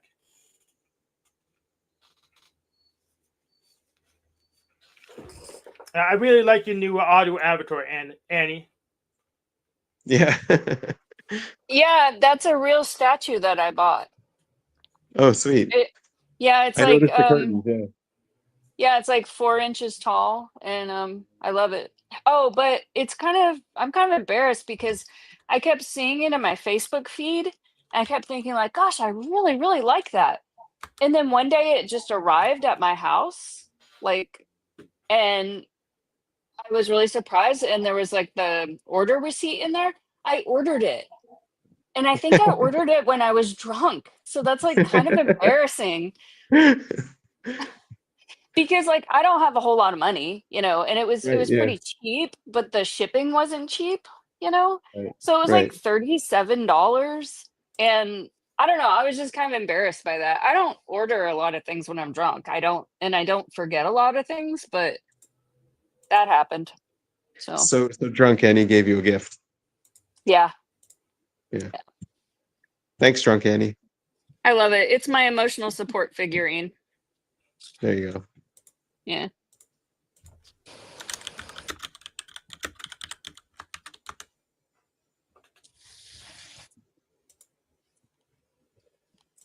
Did Angel drop out on purpose, you think, or? No, he was outside, so he didn't do it on purpose. I think it was just spotty service. Yep, Comcastic. Yeah, Hank, based on your interaction with Nico, you're a censor. Just saying. Yeah. For sure. Yes, and Nico's a bullshitter. Is that type? Yes. Yeah. LPS? Yeah. That's Yes, also that's true. intuitive. They're bullshitters. Mhm. I was kind of bullshitting myself because I was just betting that he just didn't have the research done. You're right. He didn't have the research done. You read his type. Yeah, but I didn't know for sure. I just That's right. it was a Yeah, you can still probability. use intuition. You used your intuition, of course. Yeah, Yeah. Doesn't mean you're intuitive, but you used it. But how do you know I'm a censor? Because you're trying to ask for proof. Prove it to and me. you're Prove it to me. and you're giving proof for everything. It's Yeah, all just like, anytime something comes up, let me look that up. Let me find the facts. that's right. So Yeah. so how would an intuitive debate another intuitive? It would be really boring. They would go in Maybe. circles a lot. Yeah, they would be like, imagine like two Nikos talking back and forth. Okay, so my issue is I think you don't have. I think we had this conversation like 8 times already. That's right. You don't have NI defined. You only can get NE. You can't in the OPS system tell the difference between the introvert and the extrovert function. We had this conversation multiple times, so probably shouldn't rehash it again. And no, you can't. There is no ST. There's no proof. For somebody's. Yeah, it's all just pattern work. Like you could prove that the pattern's there, but there's no proof for the pattern itself. Yeah, we know him. Oh man, Jay. Welcome back. What's up, buddy? Hey, what's up? How are you doing? I'm all right. Have I been triggering you with anything I've been saying today? Of course. No. I just started listening like 10 minutes ago, so I was like, hey, it's probably not going to be so boring in there today. Maybe I'll pop in. Oh, we had an exciting show today. if you saw more, I was sure I would have triggered you with something by now. You don't trigger me, Hank. Wow, I'm surprised. Why? I trigger a lot of people. Oh, you trigger a lot of people too, don't you? Good memory. Way to rub it in. I trigger their feelings, I guess. I don't know. Is he a censor too? What's that? Did Binyamin say you're a censor? No. I don't think Ben thinks I'm one. Yeah, no. If I see an intuitive. Well, I mean, I have my beliefs about typology. I think beyond a certain development, we don't really have a type because everything needs to be broken down and recombined. So after a certain point, that's what the psyche's trying to do. So there's absolutely no point in really giving someone a cognitive type at that point, unless you want to trace it back to its origin. So, what would you say its origin would be? There's the one question. My origin? We can go with that. We have time.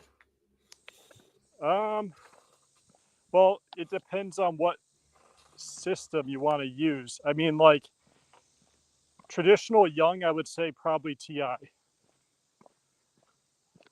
So that would be the original function, the principal function, the dominant function, whatever you want to call it. But when you develop auxiliary and then a third, and you create an asymmetry within the psyche, well, the whole system elevates. And then you have a new one, et cetera, et cetera, et cetera. So to answer your question, it's like, do I have a type?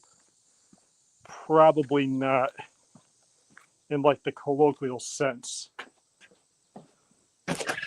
Yes, I agree, because Hard Young, he only categorized the extremes, so he just took it straight. I would have to agree with you. If we extended Young, like Myers and Briggs did, yeah, you could have a type. In fact, we will give you a type because it's just the pigeonhole thing. So we would assign, we would, I guess, derive a type based on your behavior. Right. Like, so for example, like I see 3 functions with Bin. Like I see him use SETINFE. What I don't see any of is the intuition. The PI function in his stack would be the intuition. So that kind of also holds up there. But that's my interpretation of him. With you, you're definitely an ST temperament. I think, what do you guys think Hank is? I mean, you're talking to him every day. He You doesn't only seem talk like- to me every week, actually. Oh, right, every week. Sorry. He's being ultra specific. Yeah, I think you're right. Yeah. There's. I don't really know him well enough. It seems like there's TE there. I don't really get TI from Frank, or not Frank, Hank. Mm-hmm. So that kind of. I agree with you. Okay. Yeah. So it probably is TESI. He probably has some NE he's exploring right now. I don't know to what degree of differentiation it has. I'd probably put you there, man. Like, I mean, from what I understand about you, I know it's like not the type you want to be in typology because of all the stereotypes and everything, but you know.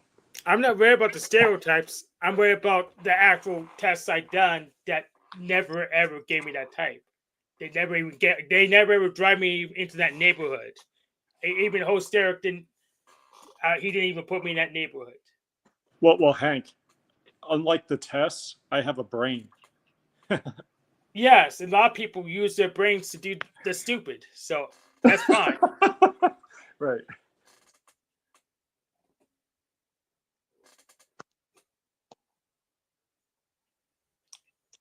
But I just the incongruency hasn't been explained sufficiently to me yet.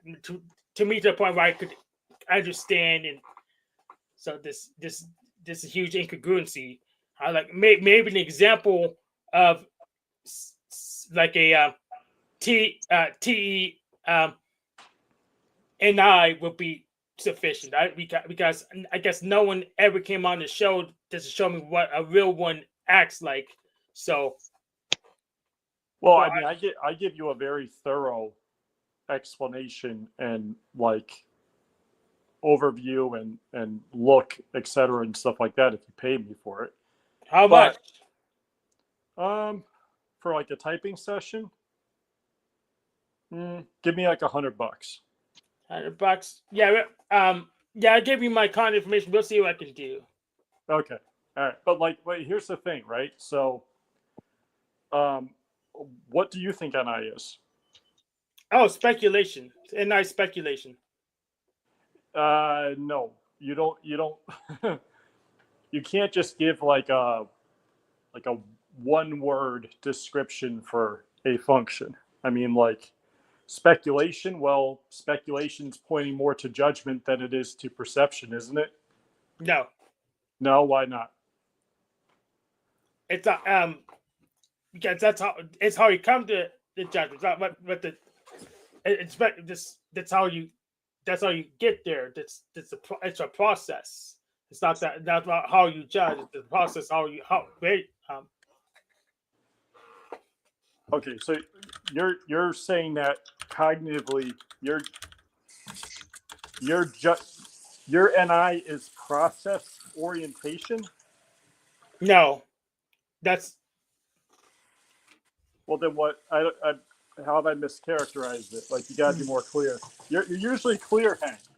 Yeah, I'm usually clear.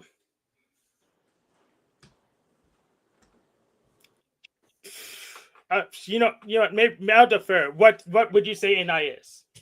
No, that's not fair to do. To just have me describe it and go, oh yeah, that's what it is. Like, Well, I did make my guess. You said, well, elaborate. You just didn't like what I thought what it would be. So I just defer to you because you're the expert here. I honestly am more interested in how you define an eye. Like, Okay, let me pull up. Let's see what Gibbs difference says then. you're going to give me a Gibbs differing definition, not your own, though. Like, Well, was Gibbs difference definition wrong? let's all right. Give me that definition, and we'll talk about it. I guess. Okay, I'll find it.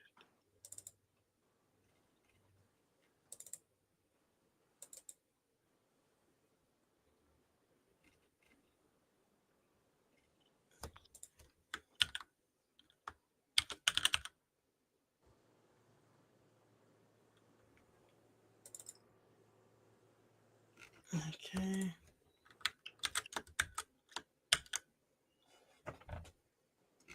Where is it?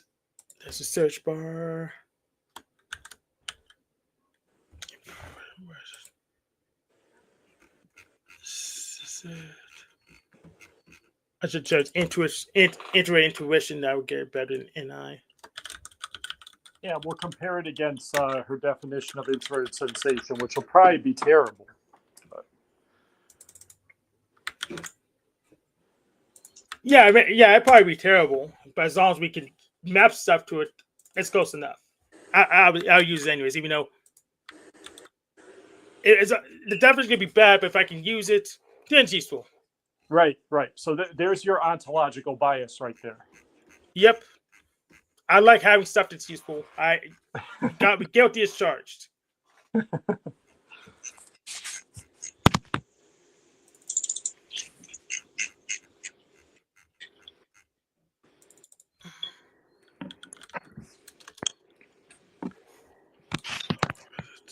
Yeah, Hank, say your TE without saying your TE. You want it to be useful.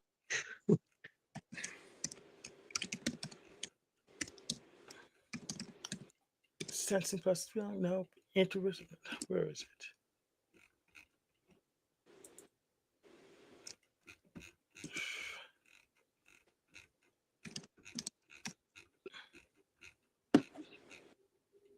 it? I wish I had my highlights still, but I didn't port those highlights after I changed operating systems. But it's okay, man. Take your time. Mm-hmm. No one's in a rush here. I mean, usually we're talking about mundane shit anyway. Sorry, Ben.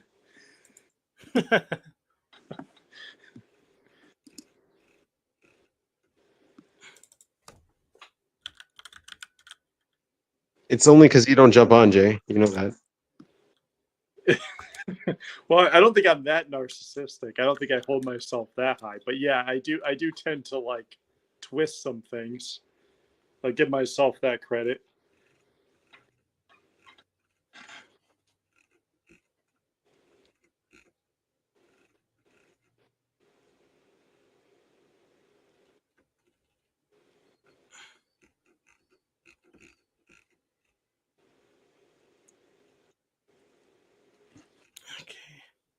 Okay, so we have that's introvert thinking, introverted sensing. Put it up on the screen, Hank. You can't put it up? Yeah, I can put it up.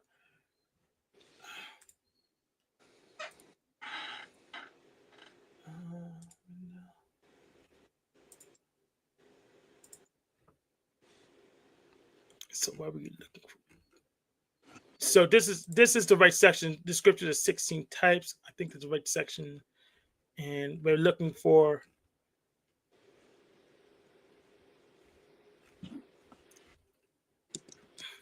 what are we looking for again? I kind of forgot. We're looking for NI, but I guess we had to look for both versions of NI, I guess. So we're thinking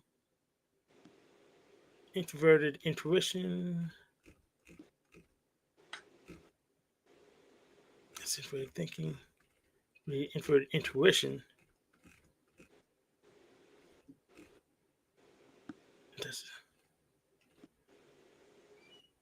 I guess you made a table different. We were looking. Okay, it looks like she just added intuition to everything. She didn't group by the thing we wanted, so it makes it harder to search for. So we just add search for all. Maybe we just scroll down. Usually that helps.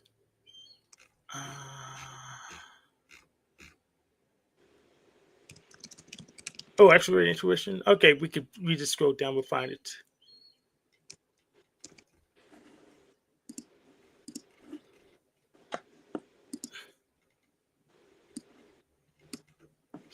So for infrared intuition supported.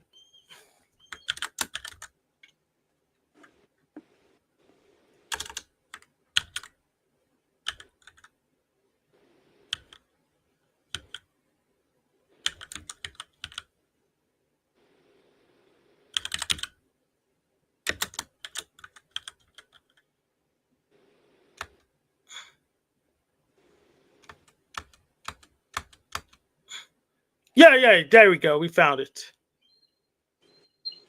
We start here. So introverted intuition, support by thinking. INTJs are the most independent of all the 16 types and take more or less a conscious part in that independence. Whatever their field, they're likely to be innovators in business. They're born reorganizers. Intuition gives them iconoclastic imagination and unhappy view of the possibilities. Extrovert thinking supplies neatly critical organizing functionality. Whatever is, could dollars be improved? They are likely, however, to organize themselves out of a job. They cannot continuously recognize the same thing, and a finished product has no more interest. Thus, they need successive new assignments with bigger and better problems to stretch their powers. With their technical interests, they tend to be research scientists, innovators, and design engineers.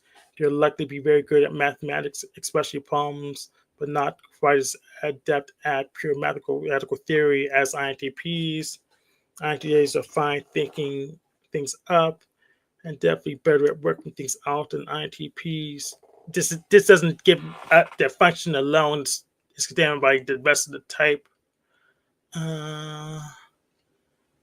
We'll eventually hit the thing. I'm interested in intuition support by feeling. So we're looking for intuition support. Nope. There's just behaviors and not much else. There's got to be at some point she had to have said, NI is this or FI is this. I agree. I think it's in there. Right. I forgot where though. Well, Hank, why don't you just do a fine selection, right? So just hold down. I guess how would you do it on what he's on? Are you on an Apple or are you on a? I'm on neither. I'm not on Windows or Apple. I'm on Fedora 42. Is there a search for that document where you can just type in NI or introvert intuition, just see what comes up? Yeah. So we have 90, 103, and 109. So let's go to the first one. Where's the highlighted one? Yeah. That's it didn't highlight. We had to go full. We'll do a full text search then. But that's the top. That's the type content. We'll do full text search. Control F. There it is at the bottom. And unfortunately, just typing in the letters isn't. Let's write lowercase n capital. No. We get those two letters don't hit very well because we're in English and stuff. So. Oh, okay. What? Just type in introvert intuition then, or intuition. Yeah, let's type intuition. Yeah. Let's see what comes up. Well, if that's spelled wrong, that's not going to do me any good. We could also just go. I mean, gifts differing is MBTI. We could just go on the MBTI website and find their definition. It's probably. I'll do that. Hold on a second. You do that, and I'll try to look for intuition. Okay, we found an intuition. I think we found it. Okay. So similarity.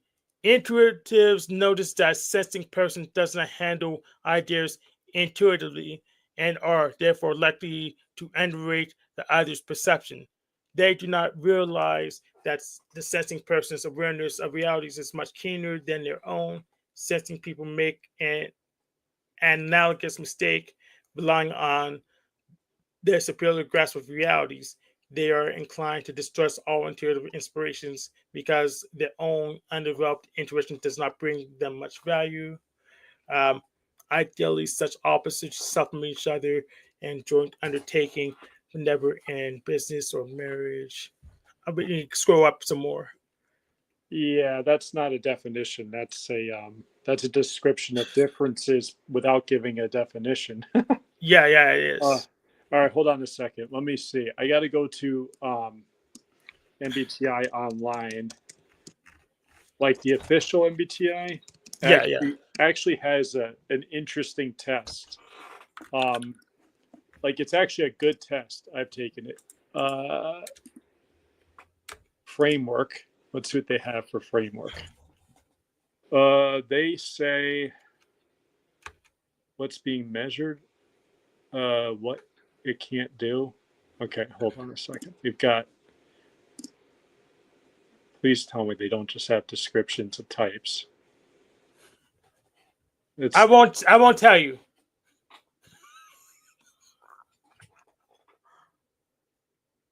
So this is what they have on their website. They have, unless there's a better MBTI website, they have like, so for example, INTJ.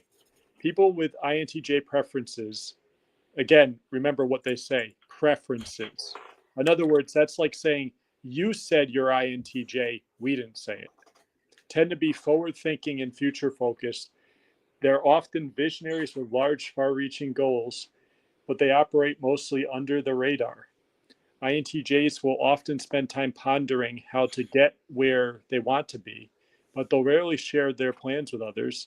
They never shy away from a challenge, and they often look for solutions that reach far beyond the original parameters. People with INTJ preferences tend to see life as a complex system.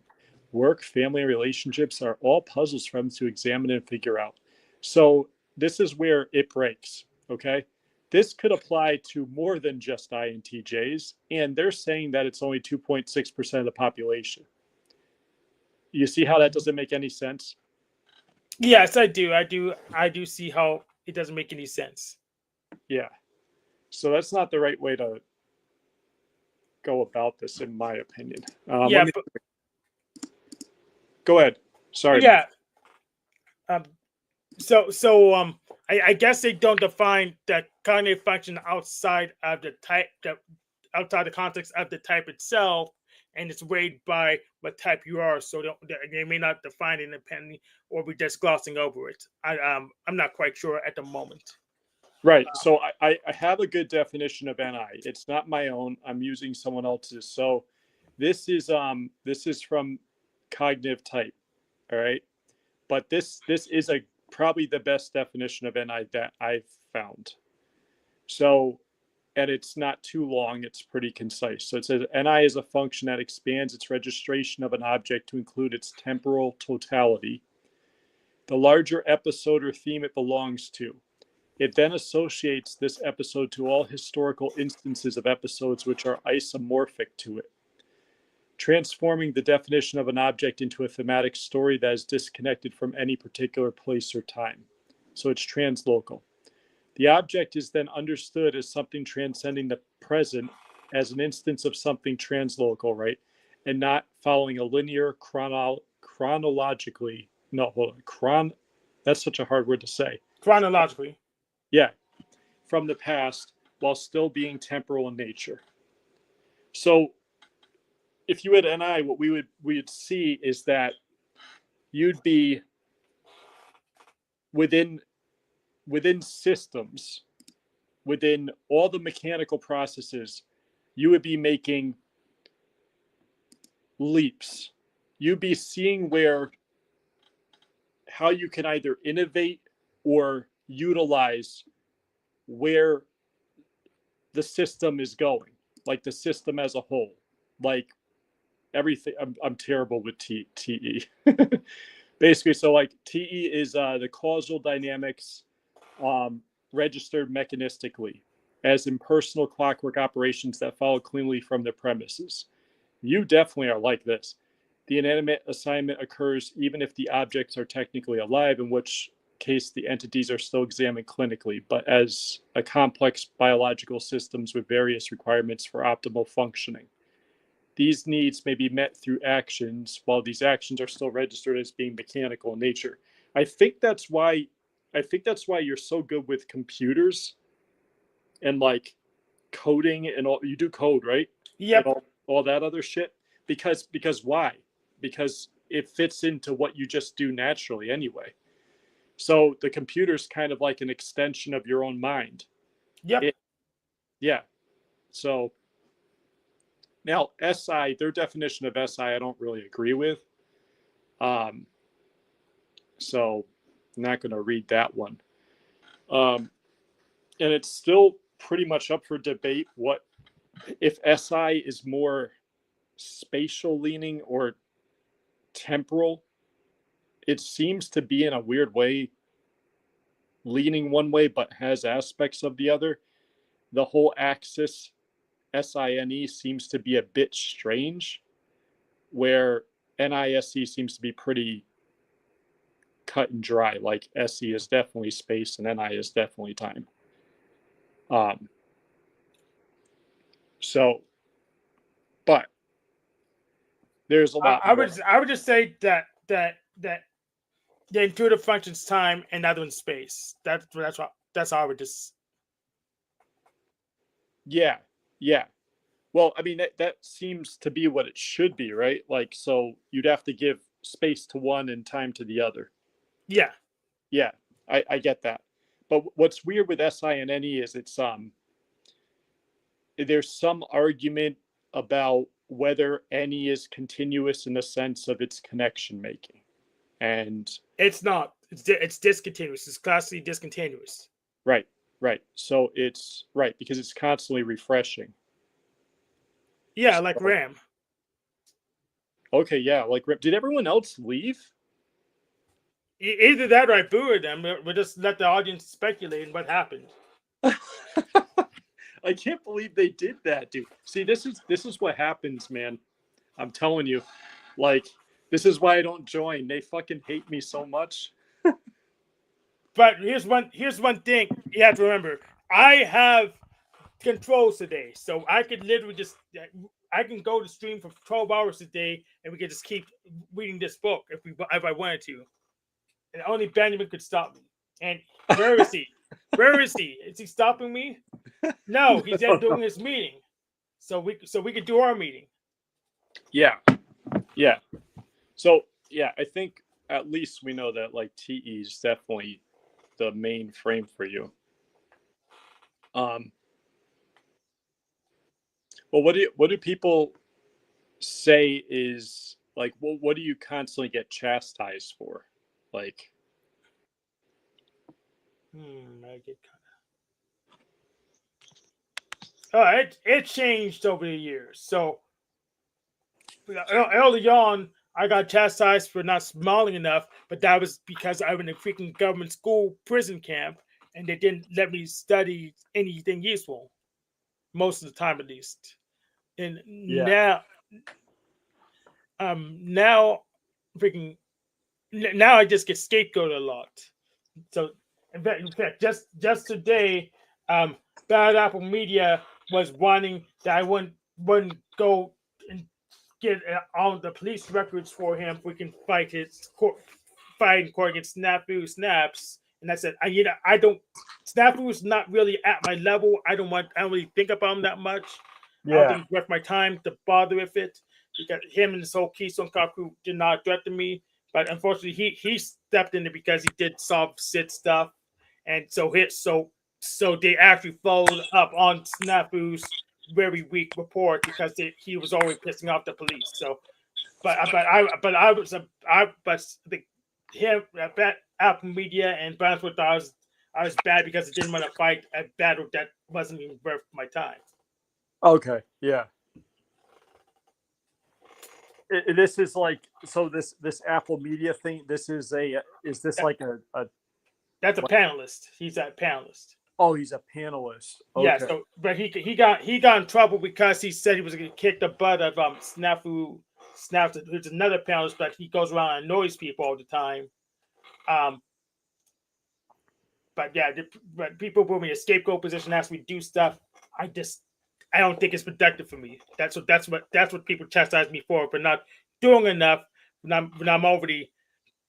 I'm kind of carrying in that first place. I'm carrying, but somehow I'm not doing enough because you don't want to do anything, or what you're doing is kind of dumb, and just said, I want to focus on other things.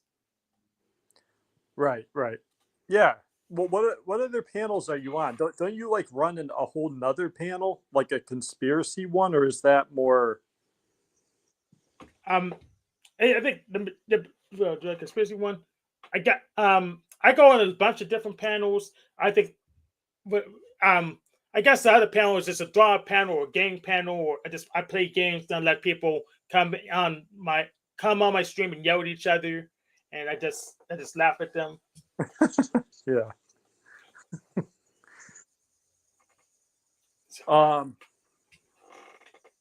Yeah, and the other thing too about panel discussions really does seem to be like an extroverted thing in general. Like usually there being like two extroverted functions that have some level of consciousness. So in other words, the third is coming in to some degree. I've seen it over and over and over. I mean, we see it with Taylor, right? Like Taylor. Like that's how he does his FE in a way, like a weird way, right? Yep. And Ben, that's how he does his. Even though Ben will swear up and down his FE is inferior, but like I think different. I agree with you. It's not inferior. Yeah. So, but why'd they all go? Like, what the fuck, man? Like, can't believe this shit. Don't worry about them. We're getting shit done today. I know, but no one's going to join because they just see me. That's their problem. That's their problem. We're going to get stuff done without them.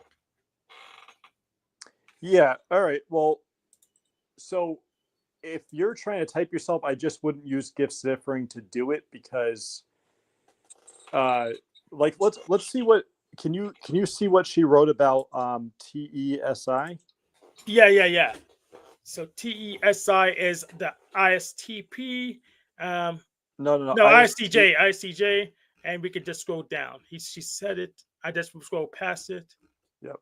So either ESTJ or ISTJ. We can read both of them. We'll read both of them. Yep. Oh, I think that's ESFJ. Let's scroll back up. But we could look for letters here.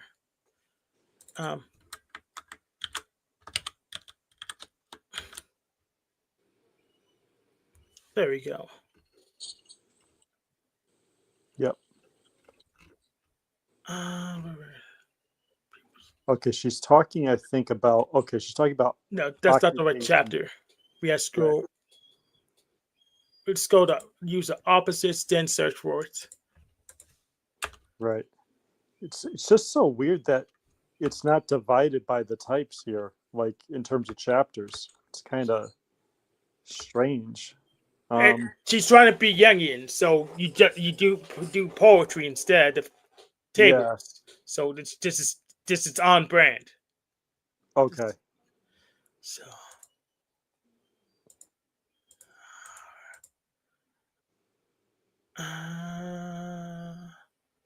Wait, is this the right spot? Oh. There we go. Okay, yeah. Now we're close to where we need to be. Okay, so she says, let's see what she said about TE there. So it's fed by objective data. Okay, that's not exactly wrong. All right, facts and borrowed ideas. All right. depends upon the facts of experience and regards the abstract idea as unsubstantial and of negligible importance, relies on facts outside of the thinker which are more decisive than the thinking itself for soundness and value.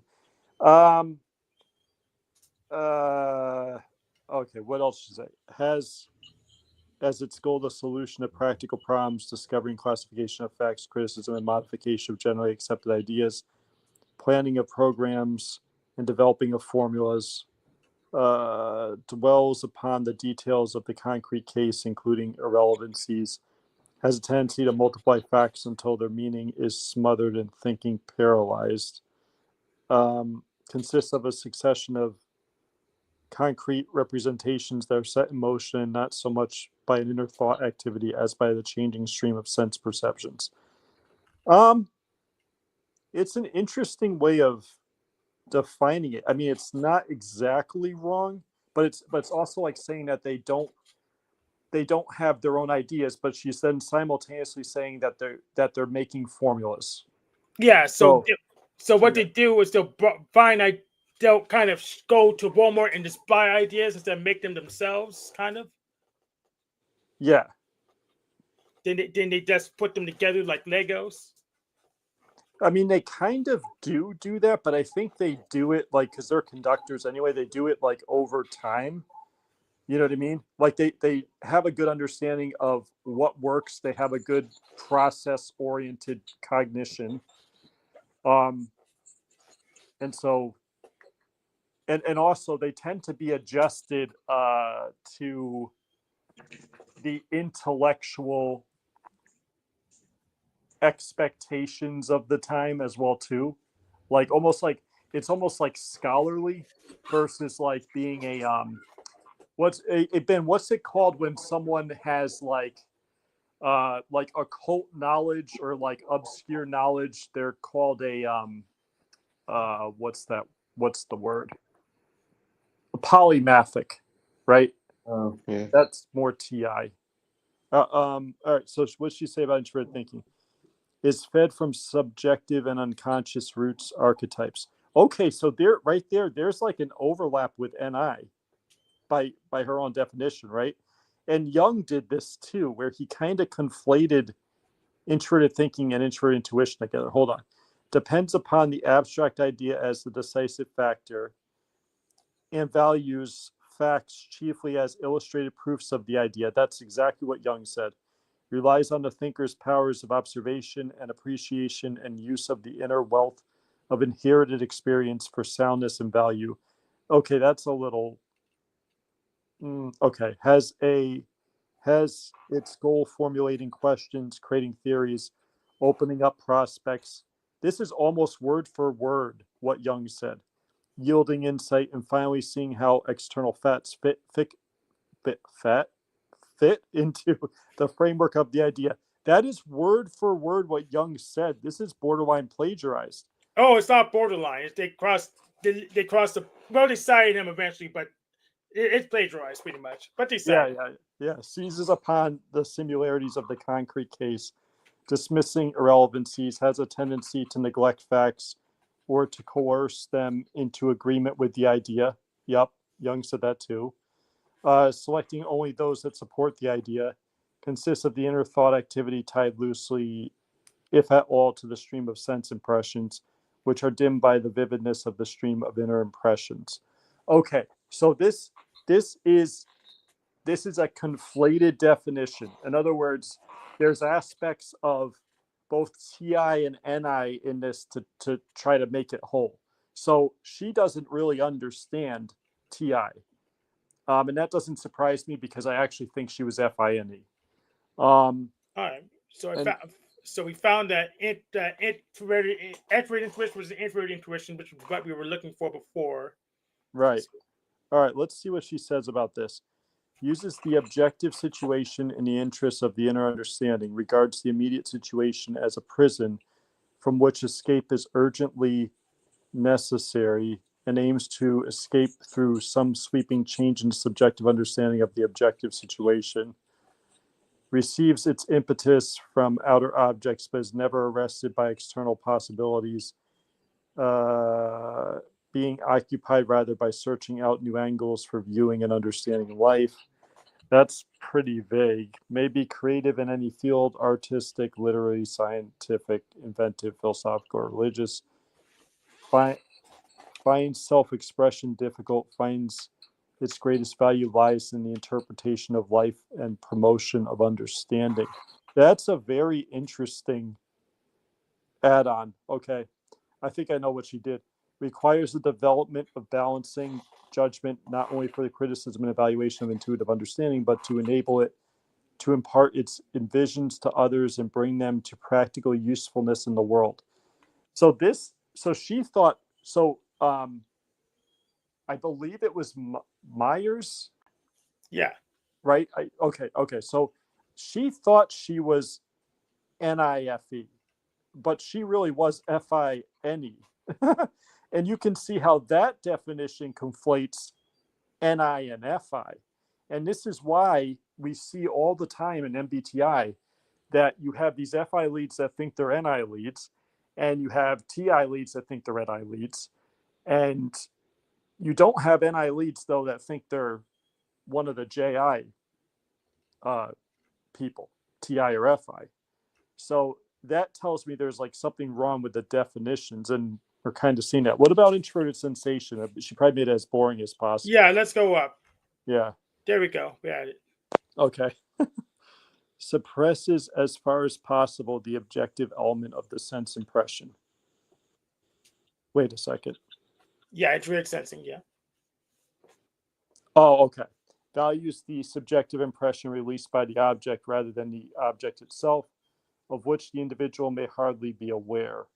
Sees things highly colored by the subjective factor, the impression being merely suggested by the object and coming out of the unconscious in the form of some meaning or significance. Okay. Leads to ideas through the activation of archetypes. What? Seizing the background of the physical world rather than its surface, develops attention that is very selective, guided wholly by the inner constellation of interest, so that it is impossible to predict what outer stimulus will catch and hold attention. Develops an extremely eccentric and individual inner self, which sees things other people do not see and may appear very irrational. Is this? Wait a second. Is this one introvert intuition? That says nope. It says introverted sensing. This doesn't seem like introverted sensing. Something's fucked up here. Hold on a second. Develops. All right. Must be balanced by extroverted judgment, or it makes a silent and accessible person who wholly uncommunicative with no conversation except conventional banalities about the weather and other collective interests. What the fuck? Let me go back and read some of that again. One second. Yeah, let's do it. Okay. This is like fucking my mind up because I'm like seeing this like blending of everything. All right. See things highly colored in the subjective factor. Okay, fine. The impression being merely suggested by the object and coming out of the unconscious in the form of some meaning or significance. Okay, that sounds colored by FI. Now go down. Leads to ideas through the activation of archetypes. Seizing the background of the physical world rather than its surface. Develops attention that's very selective, guided wholly by the inner constellation of interest, so that it is impossible to predict what outer stimulus will catch and hold attention. This seems more intuitive to me. And then she just does a flip. Develops an extremely eccentric and individual inner self which sees things other people do not see and may appear very irrational. Again, conflated more with like feeling. Okay, must be balanced by extroverted judgment. Okay. Yeah. Well, all PI needs to be balanced by extroverted judgment. Or it makes a silent and accessible personality wholly uncommunicative with no conversation except conventional banalities about the weather and other collective interests. But like, why lead it? Why say all that and then lead it to there?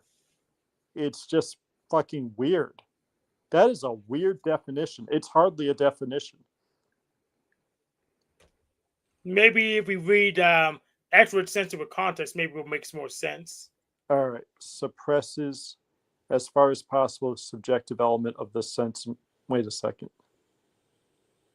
Oh, the subjective element. Okay, sorry. Values the object sensed rather than the subjective impression at which the individual may hardly be aware. Sees things photographically, the impression being one of concrete reality and nothing more. Okay. The primrose by a river's brim is simply a primrose. Leads to concrete enjoyment, seizes very, very fully the momentary and manifest existence of things, and that only develops attention that is riveted by the strongest stimulus, which invariably becomes the center of interest, so that life seems to wholly under the influence of accidental outer happenings. Yeah, a very undeveloped one is like this. Develops a pleasure-loving outer self, very rich in undigested experiences and unclassified knowledge of uninterpreted facts.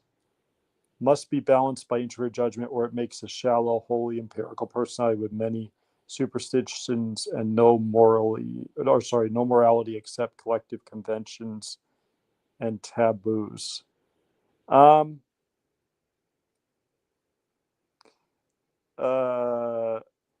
I mean, yeah. I mean, like, the hedonistic variety of extroverted sensation is like that, but not all of them. Yeah, because the other ones are balanced by the introverted judgment, I guess. I guess Yeah. Well, that's the thing, right? Like, they all need to be counterbalanced by what is opposite in every way. But here's the thing, that auxiliary function is wholly subordinate to the aim of the dominant, right? Like, especially early on. So it's like,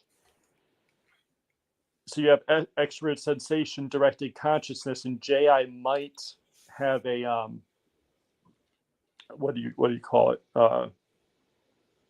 Like a grievance against the exploration, but if they're SE lead, they'll just ignore it.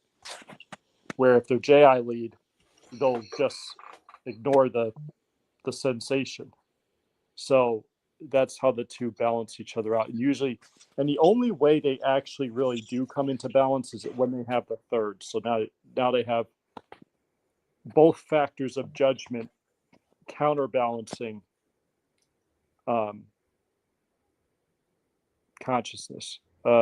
So yeah, I mean, look, her definitions are not much better than Jung's, and they're not much different. And Jung did a pretty good job being the first person to try to define these, but like they're not great definitions. Like, they just aren't. Why man will leave? Because he disconnected. Man will come back. Look, Hank, I'm gonna run because I gotta go eat dinner. But that'll get more people back in here. I'm like hated by the community. I'll pop on next week. It's got nothing to do with you, man. Thanks for jumping on.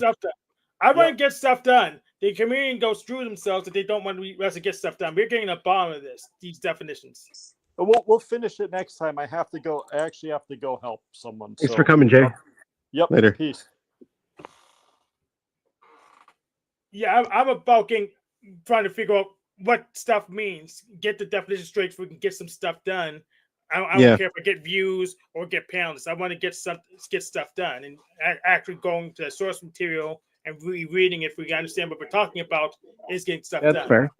That's fair.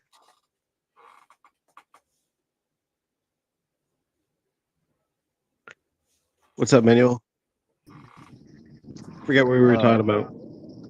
We were talking about subjective romance or artificial romance, I suppose. And Artificial beliefs and all that good stuff. Yeah. Where were we going with though? What were we trying to answer? What I was trying to get with that is Basically, if the greater world is really just a mirror, then how are we to resolve the fact that we all have differing beliefs? Which the only, I think, and Memo would agree, is that we have to accept that differing beliefs exist. But I don't think that is going to happen because that's just not what people want. Did people want everyone to have the same beliefs? I think they want everyone to have their beliefs.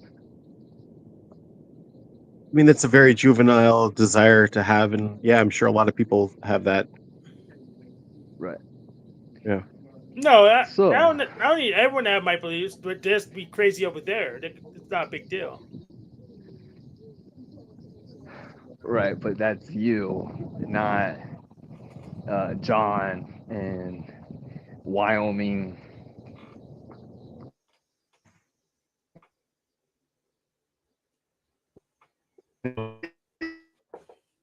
Now he's cutting out.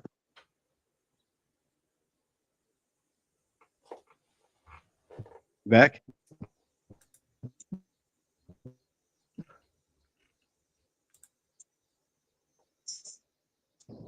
Take that as a no. Now You're you're there? back, Now he's back. Uh, and he's gone. I was like, I said, And he's oh. keep going. That's you, Hank, but not John in Idaho, Boise, Idaho. Yeah.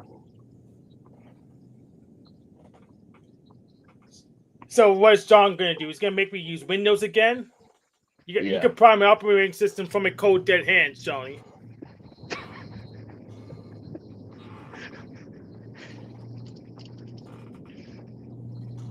Anyways, yeah, it's just something I've been processing and what that means for me. Yeah, cool. Thanks for sharing. So, Yeah, it's good. Yeah, I need a Well, have you- pirate flag banner. I'm gonna look for one. I'll put in and we're gonna look for one. Maybe I'll make one. I'll make one.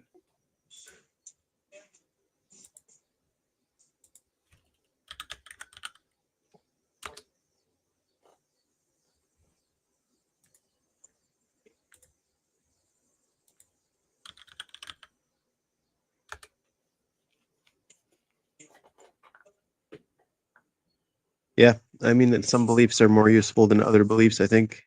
Like some beliefs end up being better than others in many cases. Yeah, we Yeah, can give an you example. could definitely refine beliefs, make them more accurate.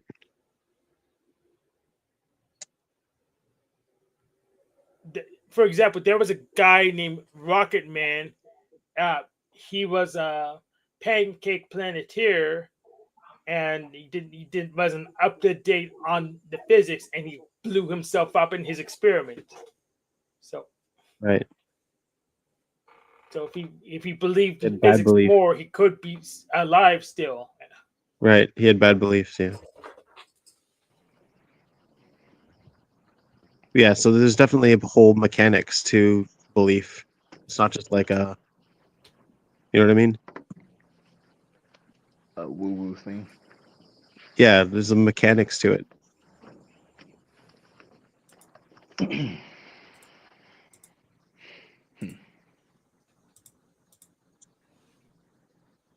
I would agree with that.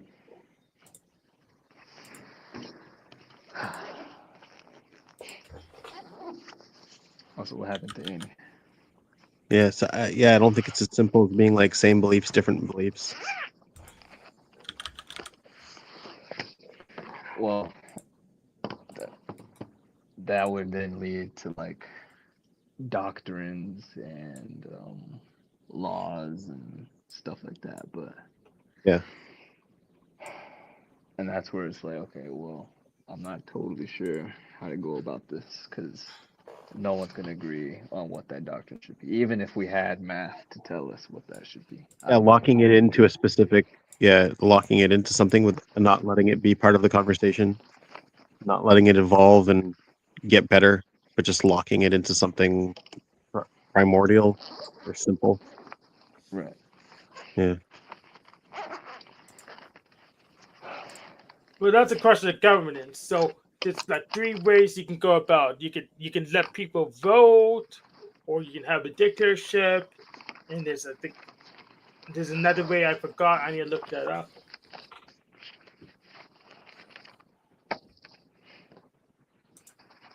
It's just like that, Hank.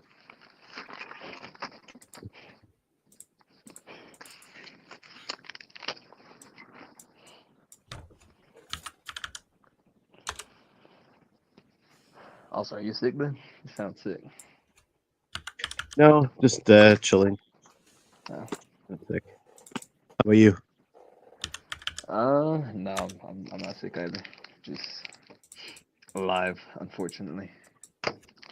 Why, unfortunately? I mean, let's be real. This is all gonna end in death. So I haven't died a single time yet. That's true. good for you. Good for you. Except for in your game, you die every time. Well, that was that one game. It's a rage game. It's also Okay. rage in you. But you want to see me play it now? Yeah, that could be a rage. No, I'm good. Well, I think we're good.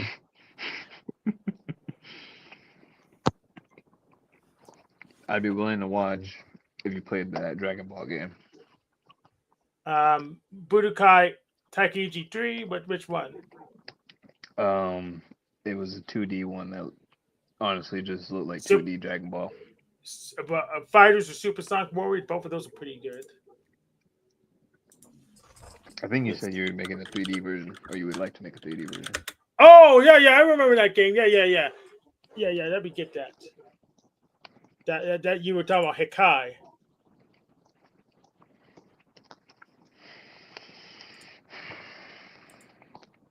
But yeah, going back to laws and doctrines and whatnot. I think if anything, I think that's what finding your words, binary cognitive mechanics would lead to. But I don't think anyone's ready for that conversation. Yeah, ready. we're ready for it. I'm ready. I want to see. What would it lead to? What do you think it'll lead to? Same beliefs? Not same beliefs, but a system of governance. System of governance. Okay. How do you connect the two? Well, I think just the fact that it's all based on, well, yeah, mechanisms. And if there's a mechanism, then that should imply that there's a greater system. And how they work together, how they bounce off one another. And so if that's the case, then you could make a mathematical model, I'm assuming, or some kind of AI, whatever, that could constantly run all these numbers and keep it all in balance. And then and basically predict what action should be taken and whatnot, and regarding certain issues and whatnot. But then that means that we'd have a law or a doctrine that's dictating everything. But again, I don't think people would be. Yeah, my problem is these are only just 3 dimensions that we're talking about, or 8 dimensions or whatever. So like balancing those are nice, but what about all of everything else that needs to be balanced? And what about, like, you're balancing things for a purpose, right? When you have a control system, you're trying to get to 60 kilometers per hour. So you're balancing the system in order to get to an outcome, a specific purpose. So if you're going slower than 60, you're balancing it by pushing gas. And if you're going faster than 60, you're balancing it by pushing brakes a little bit. Oh, I See what see I'm where saying? Manuel's getting at. If we get the chatbot smart enough, we can have fully automated electric gay space communism. Is that correct? Yeah, exactly. That's what he's talking about. Yep. Yeah, precisely.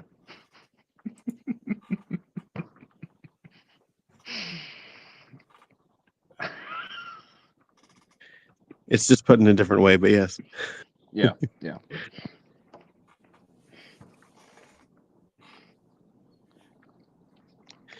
But yeah, so I don't think it's as simple as balancing a system. It's also because you're balancing it for a purpose, and it's also selecting that purpose. The system or the people? The system, the job of the system is just to get to an outcome. Right. And so choosing the outcome is also, it's a different system. See what I'm saying? Yeah. All of the balance comes into getting to that outcome. Mhm. Yeah.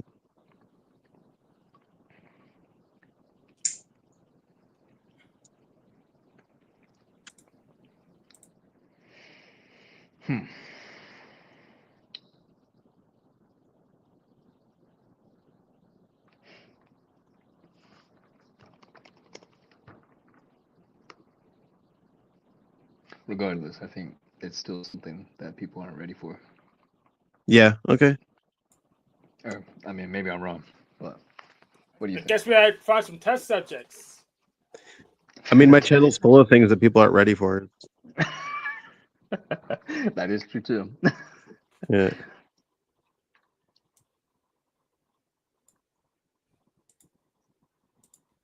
Which I think that's why Thanos, quite honestly, was right. But All right. Thanos may have been right, but the monster was twice as right.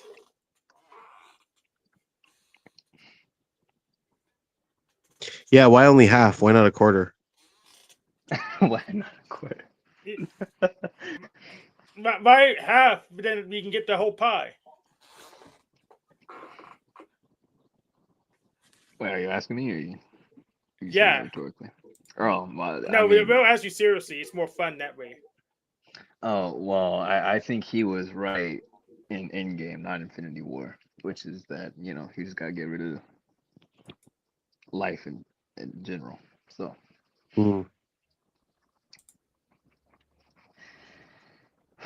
well, I think that'd be the easy solution. But Solution to obviously, what problem? to what problem? To existence. Unexist. Yeah. Yes. All right. Go ahead. You can do it. Don't worry, I already tried twice. Obviously, I'm still here. Uh, I'm holding out for things to get better. I'm optimistic. I see.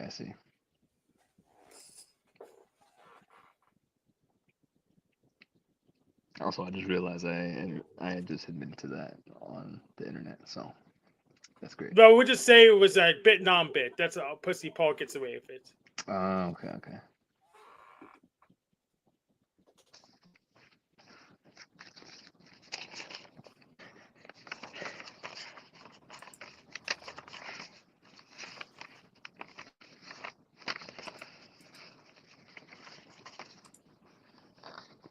Also, no one's really showed up today, have they? Or at least not I the hear no usual one. crowd. Well, it's hot out, so they're probably trying to get a suntan. But we got some stuff done. We got a lot of business done today. Also, the end. Like I was about to bounce. Oh, really? Yeah. Oh, well. Then I'll go ahead and go bounce, so you can bounce. No, but you can hang with Hank and watch him play his game. Oh, are you willing to do that, Hank? No, if we're good on the typology, I can just start another stream. Do you know where my channel is, Manuel? No, I don't. Okay, let me link to my channel. I've got posts as you, Binyamin, too, so everyone can find my channel. I already linked back to your channel from my channel, so they can go in both directions. Sweet.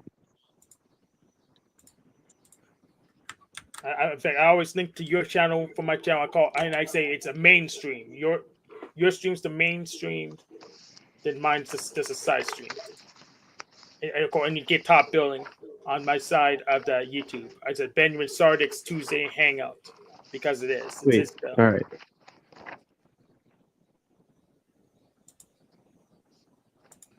All right. So we'll end it here then. All right. Yeah.